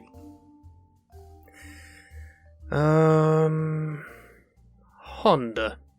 It was Ford. Ford Motor Company's nuclear Fuck. power concept. I should have just said Ford. Why would you not say Ford? The most fucking famous car manufacturer. What the fuck? Okay, this one's a fun trivia, but after we get the answer, I need to say something about it. So, what band has made more sales off of its Guitar Hero album than any of its actual recorded albums? Metallica? It's actually Aerosmith. But the funny thing about this is that when you click show answer and it reveals Aerosmith, it spells it Arrowsmith. Aerosmith? Aerosmith. With Steven Taylor? Yeah. Fuck. What? Oh, wow. What classic video game was named because the creator misunderstood a translation? Oh, I think I know this. Okay. Can you, narrow it down for me just so I don't embarrass myself? Think very retro. Oh, Donkey Kong. Yes! Donkey Kong was Yeah, named yeah. because the creator thought donkey meant stupid in English. Yeah. So his name would have been Stupid Kong. Right. I prefer Donkey Kong. Okay. And his lesser-known cousin, Conky Dong.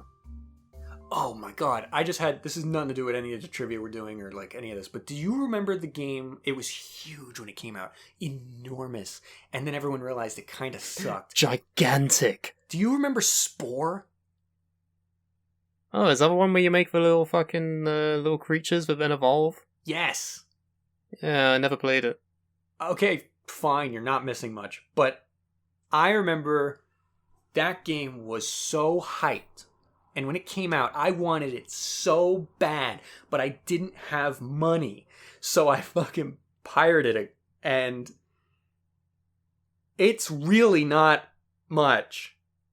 The concept of the game, for anyone who doesn't remember it, you start off as a single cell organism. And you design your little guy with very limited creation tools because you're a single cell organism. And you go around and you eat food and grow and collect essentially DNA and upgrade yourself. And then you get out of the single cell stage and evolve into a land creature. And which I realized saying it out loud, it's a huge leap in evolution. You just missed out the fish entirely, bro. Yeah. And then you basically do the same thing. You start a little nest, and you have other creatures that look like you, and you keep evolving and upgrading, and then you get big brain, and then you go to the tribal stage, and now your creature's sort of set in how it looks, but you can upgrade your technology and give different people in your tribe different roles, like go collect food or shore up the defenses against other tribes, and then you evolve to the city stage where now you're more technologically advanced and start looking towards space and different ways to travel, and then you go to space and you start terraforming planets, and it all leads to you discovering the center of the universe, I think is how the game ends. But that all sounds awesome, and it definitely sounded awesome at the time, but it's such a clunky fucking game that everyone started playing it and went, this isn't good. And the game would just crash all the time. And that's not just Crash Bandicoot. And that's not a symptom of a pirated copy. That happened to everybody. It wasn't optimized well. It didn't run very good. It was so weird and graphically clunky. It conceptually, on paper, was such a cool idea, and they just it didn't hit the mark. And it was one of those big what ifs in gaming history that I'll always kind of remember. I mean, is there any other games that have come out that you've played and then been disappointed in? There was one actually more recently called Evolve, which I'm sure not a lot of people. Oh yeah. Yeah. That was a game where it was one of the first big, from what I can remember. What do you call that? Asymmetrical multiplayer games. Sure. Where it's one player versus a bunch of players. Now there's more versions of games like that, like with the fucking what's that one where you're like a serial killer, like you can play as different monsters. Oh, Dead by Daylight. Dead by Daylight, shit like that. But this one, Evolve, was you play as a monster, like a big monster, against I think like 4 hunters. And different hunters have different skills, and you can. The way you win is either you win as the hunters by killing the monster, or you win as the monster by killing all the hunters. And the longer the hunters take to find the monster, the more likely it is the monster's going to evolve and upgrade. And if it gets to like its 3rd stage, like it's really fucking hard to beat it. So again, on paper, a really fun concept. But after like a month, nobody was fucking playing that game anymore because there were like 3 monsters to choose from and like 5 different hunters to choose from. And after a while, you'd already done everything there is to do, and the replayability wasn't that great. Then they added shit to the game, but by then everyone had already walked away. Yeah, that's the thing that I don't understand, is why do people ship video games that aren't necessarily complete? Yeah, and that goes back to what we were saying towards the beginning of like, what I guess developers see it as like, well, this is basically the game, and then if we package the rest of it later, we can make more money with the DLC, right? And that's shitty. That sucks. Don't do that. But it also just creates this like weird environment where like you can't trust, like there was this whole bubble around pre-ordering video games because every game had some sort of pre-order bonus, and every game was promising it was going to be something, and then every game pretty much failed to deliver on those promises. And people got fucking sick of it. And now it got to the point where like nobody pre-orders anymore. Like, of course, there's obviously still some people that do, but like nowhere near the percentage that was doing it a few years ago. Like nobody trusts it anymore. Like the gaming industry has lost that trust with its audience because of that fucking shitty shit they would always pull. That's the opening for you to add to that conversation. I think that...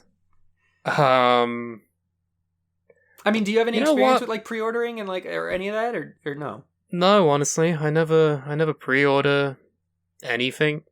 I can't remember any time that I've actually looked at a game and thought, ooh, counting down the days to its release, because I'm poor and I'm broke. And I can barely ever afford to buy a game when it's like just come out. I think Resident Evil Village is probably the most recent example of a time where I have been able to do that. Yeah. I mean, I definitely, like, when I was buying the WWE games every year just because I enjoyed them at the time, I was pre-ordering some of them, and then I realized, like, that's fucking pointless because then the fucking characters that you get from pre-ordering are going to be available later. Yeah. Like, there's no reason And the game is a broken piece of shit anyway. And then the games were getting worse, and it was like, what am I doing? Why am I pre-ordering this, like, bundle version of the game that's more expensive when none of that's going to matter? I could just spend money on games that I know I'm going to enjoy. Yeah. Yeah. And then, you know, sometimes you'll get a good one, like fucking Grand Theft Auto 5 or whatever. Like, not every AAA game is bad. No, but, you know, sometimes it's just not for you, and that's okay. Yeah, and a lot of it comes down to now different developers that have different reputations. Like, I know Ubisoft is people, wow, like they have lost all faith in that company because of the Assassin's Creed franchise. It became a yearly franchise, and it just fucking, they never fixed it. A lot of times Ubisoft wouldn't even patch shit after the fact. They would just leave it broken. And it's like, why? What are you doing? What are we doing here? Bethesda, riddled with problems. The Skyrim and I think they also did Fallout. Yeah. Can we talk about Fallout 76? The Fallout from Fallout 76. Wow, that game's busted and shit. And that's the end of it. That's the end of it. I mean, I never played it, but like every time I would hear news about it, it just kept getting worse. It just was the updates would make it worse.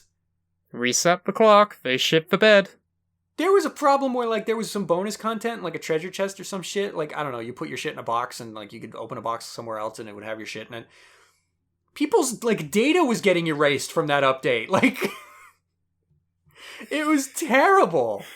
Again, I don't know how video games work, but I know they're not meant to do that. No, and how do you not test this shit more rigorously before you release it? Like, I don't know how to fix the problem, but at least don't release it while it's doing that. Like, is that so difficult? I don't know, maybe. Do you make video games? I don't think you do. So you're not allowed to say shit, alright? I can't critique the game that erased my save file. You Todd coward. Fucking unbelievable. And we, as far as the general topic of this episode of video games we don't like, or things we don't like about video games, we both kind of said last episode we don't like fighting games. I'm just not good at them. Oh, like, I'm terrible. Every single one that I've tried, I'm not good at. That's where it all stems from. They're not necessarily bad games, but they're so meant for the people that already play them sometimes that it's like, you can't really... 100%. It's hard to get into them. Can't compete. And there are some games that are more beginner friendly, like, I don't know, but I'm sure they exist. I don't know, man. Every time, like this one and then that one. Yeah, insert fighting game here. But yeah, it doesn't matter what tutorials they put in, because a lot of fighting games, the tutorials are too basic, and then when you have to get into the more in-depth mechanics, you're really on your own and you got to figure it out yourself. And I can't. I'm sorry. I'm stupid. I can't do it. And it's just, they're too stressful. Like, I remember the only fighting game, the fighting game I've ever gotten into the most was Mortal Kombat X, because I got it when it came out. So everybody was just as new to the game. And I was doing all right online if I ever tried to. Then people got better, and I didn't. And I would go online, and you plateaued. Yeah, I did. And I would go online, and I literally couldn't get a hit in. I would just get comboed to the end of the match, and I'm like, I don't know how to do this. I don't know how to do this better than I'm already doing it. I can't do it. And that's not a fault of the game, again, but I can't. I don't like them. I'm not good enough at them. I can't do it. I'll just stick to Smash. You know what that reminds me of? What's that? There's a thing called Pokemon Showdown. What is that? Wherein you go to a website and you have like users and everything, and you can either build your own team or you can have a random team of Pokemon and you can just battle each other. I feel like we should do that. It won't go well for me. I mean, we can just have randomly developed teams, and we can see who wins and who doesn't. Like, truly randomized? Yeah, there's an option for it. I'd be down for that. Let's have a look and see if I can set that up. Because as far as, like, more balanced team building, I only know the basics, you know what I mean? Like, I should have one of these just in case he has one of these. That's why I was never good at Magic the Gathering. Oh, yeah, of course. Because a part of that is predicting what's going to be in your opponent's deck, and you have to, like, really know the meta to do that, and for a beginner, that's fucking impossible. Because I'm learning how to play the game. I don't know the fucking meta, but the only way to, like, improve is to fucking play, and then if you don't, like, study your matches, then you're not going to figure it out. It just... That's another game. Shouldn't be hard work to have fun with a video game. Yeah, and a lot of the card games especially, like, since I brought up Magic, like... You really gotta, like, study that shit. And it's like, that's not why I play these fucking games. I play these games to chill out after a stressful day. Like, I just want to throw fucking cards on the table and be like, my monster attacked your monster. Woo, it's fun. But, like, woo. You have to, like, buy the best decks with each meta that rotates in and out of that fucking game. And it's just not, sucks the joy out of it. Hey, follow this link that I sent you. Let's see if we can get a Pokemon battle going. Oh, like right now during the episode? Sure, why not? Fuck it, why not? This is either going to be a great idea or a fucking horrible idea. If it's horrible, we'll cut it out, but I want to try it. Sure, why not?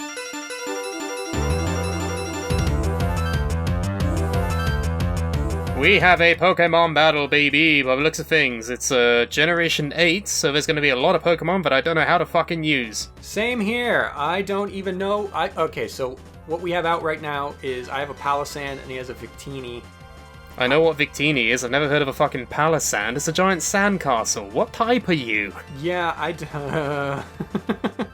Okay, you know what? I am gonna start with this.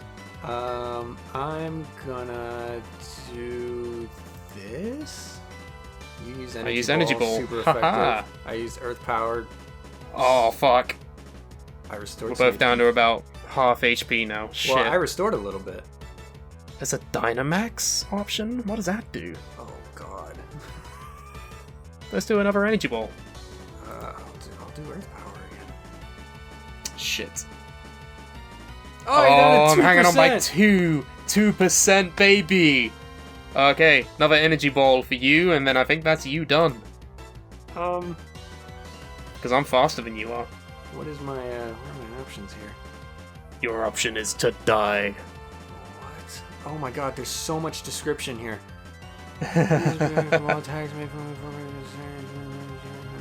Move has a 1x chance of being successful, or X starts at 1 and triple D sign the move is successful. What Shapes and colors. Alright, let's do this. You Dynamaxed? Oh, you bitch! How do you have more HP now? No! Woo! I've beat the Victini. You dickhead, alright.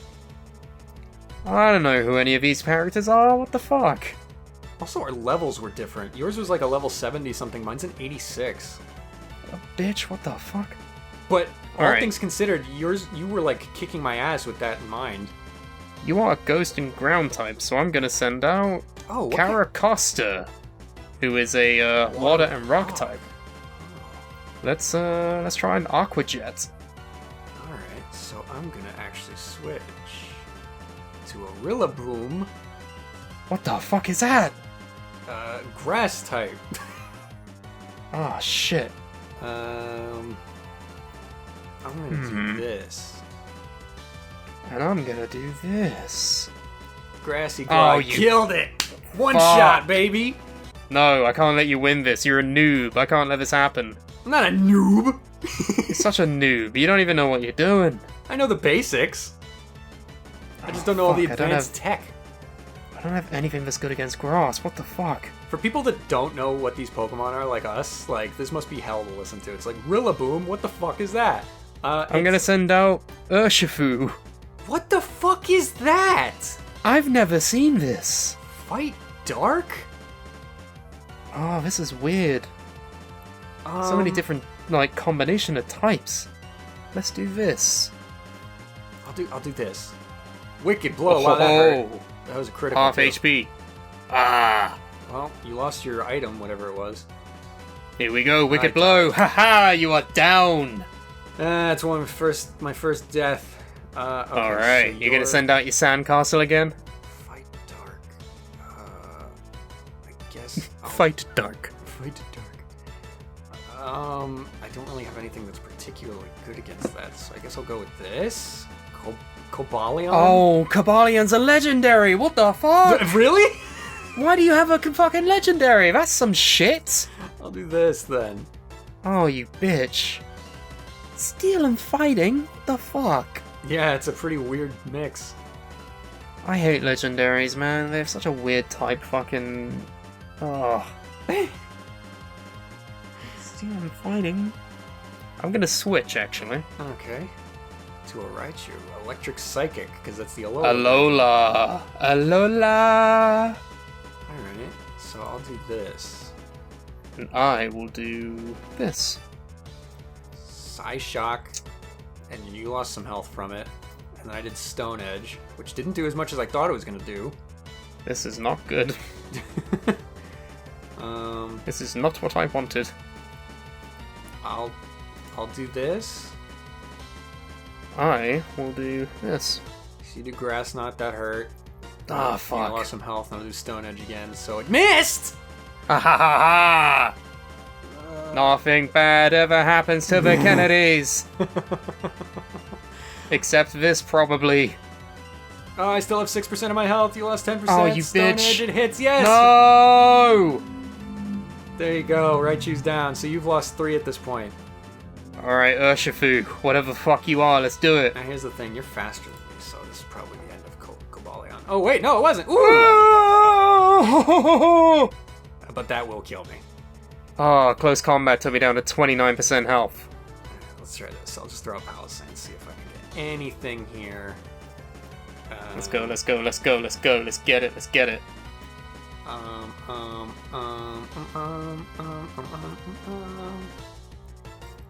Let's try this. No, you went first. Yes! Alright, we have 3 left each. Alright, this is getting more intense than I expected it to. I'll try Whiskash. Oh, not Whiskash, fuck. Let's do... Whiskash is actually decent. I think I gotta go with this. My best I chance will of try winning. a bold one and do this. Drain Punch. Oh, God. So he got Got some a little health bit of back health from back. that. Earthquake! Oh, 2% you still have! God damn it. Alright, let's go, let's go, let's go, let's get it, let's get it, let's get it. Oh, I'm still alive! Oh, Stonehenge! no. It's down! I didn't... Alright. No! Alright, Whiskash is down to 6% health. This is gonna be fine, this is gonna be easy. Is it? I think so, because I have a Hippowdon. Oh, God. And with that, I am gonna I hope I'm faster than you. I'm gonna do this, actually. Yes, water move! Lost 53%, Oh, shit. but that's still it!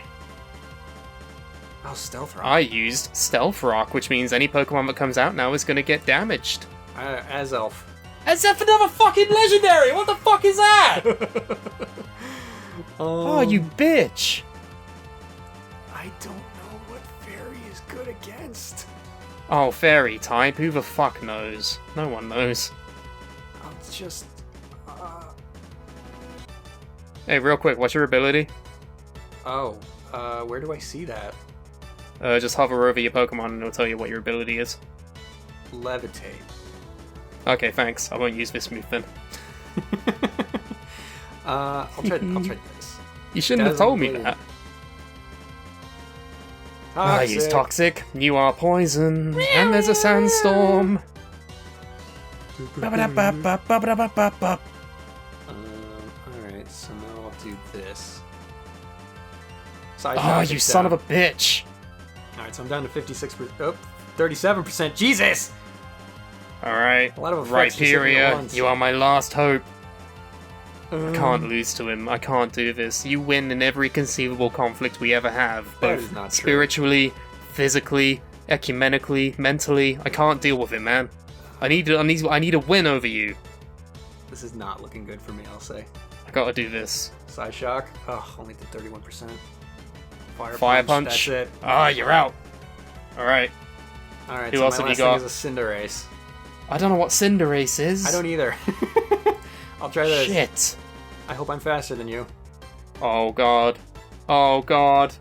Comes down to this. Fighting move! Oh, Ah! damn it! Earthquake! The winner is me! It did come down to the wire, but I'll admit, that was fun. That was good. That was fucking well done, mate. And I Well don't know if played. that even made it into the episode. Oh, it will. So I was the very best, like no one ever was. Yes, it did come down to the wire, but in the end, I tried so hard, and I got so far. But in the end, I you sucked. had 2 legendaries and still lost. But yeah, so I don't know. Is there anything else we wanted to kind of cover in the video game talk? No, I'm done talking about video games. It's a toxic industry full of toxic people, and I want to move on to something fun that people will enjoy listening to a lot more, I think. Fair enough. In that case, we'll probably call it here, and in the next episode, we'll talk about something different. I'm thinking probably the internet in general, but... Or if anyone has any topics, then you know what to do if you want to suggest those topics. Yes, by all means, suggest topics for us to cover, and you can do that by sending us an email, and the recipient email address would be bitterchatterpodcast@gmail.com. You can send us any of your queries or suggestions or whatever it is you want to do. And then we also have some socials that you can follow for updates on when episodes come out and whatever else, the preview clips. You can either follow us on Twitter or Instagram, and they're both the exact same handle. It's @BitterChatPod. And then we ourselves as individuals have socials for you to follow if you so desire. Brooks, what are yours? Oh. Sorry, I'm eating a Jaffa cake. Lucky ass. My Twitter is Strayborn. You can follow me on there, where I'm posting pictures of regular ass salad. You can find me on the TikTok, where I am posting questionable content. I don't think it's as much of a question. I think it's good. I think we should question everything about the content I make. He's a very Socrates approach to his TikTok. I am Socratalk. And then I've got Twitter, Instagram, and TikTok, all the exact same handle, at @thatguy_Carmine. On TikTok, I'm doing my anime bullshit. On Twitter, I'm doing whatever the fuck pops in my head. And on Instagram, it's all egg salad. But I'm having fun with it. Boycott the Insta. Nope. Keep coming. Keep it coming. And with that, thank you for listening. And we hope you have a great rest of your day, weekend, whenever you're listening to this. Oh shit, I have a controller in my hands and we're playing Jumanji. Oh no, we're being sucked into the video game. World. No. Oh no, It's Kevin Hart. have become The Rock. Oh no, Kevin Hart and Jack Black are making jokes about their penises. These endings get worse every time. I think that was pretty good.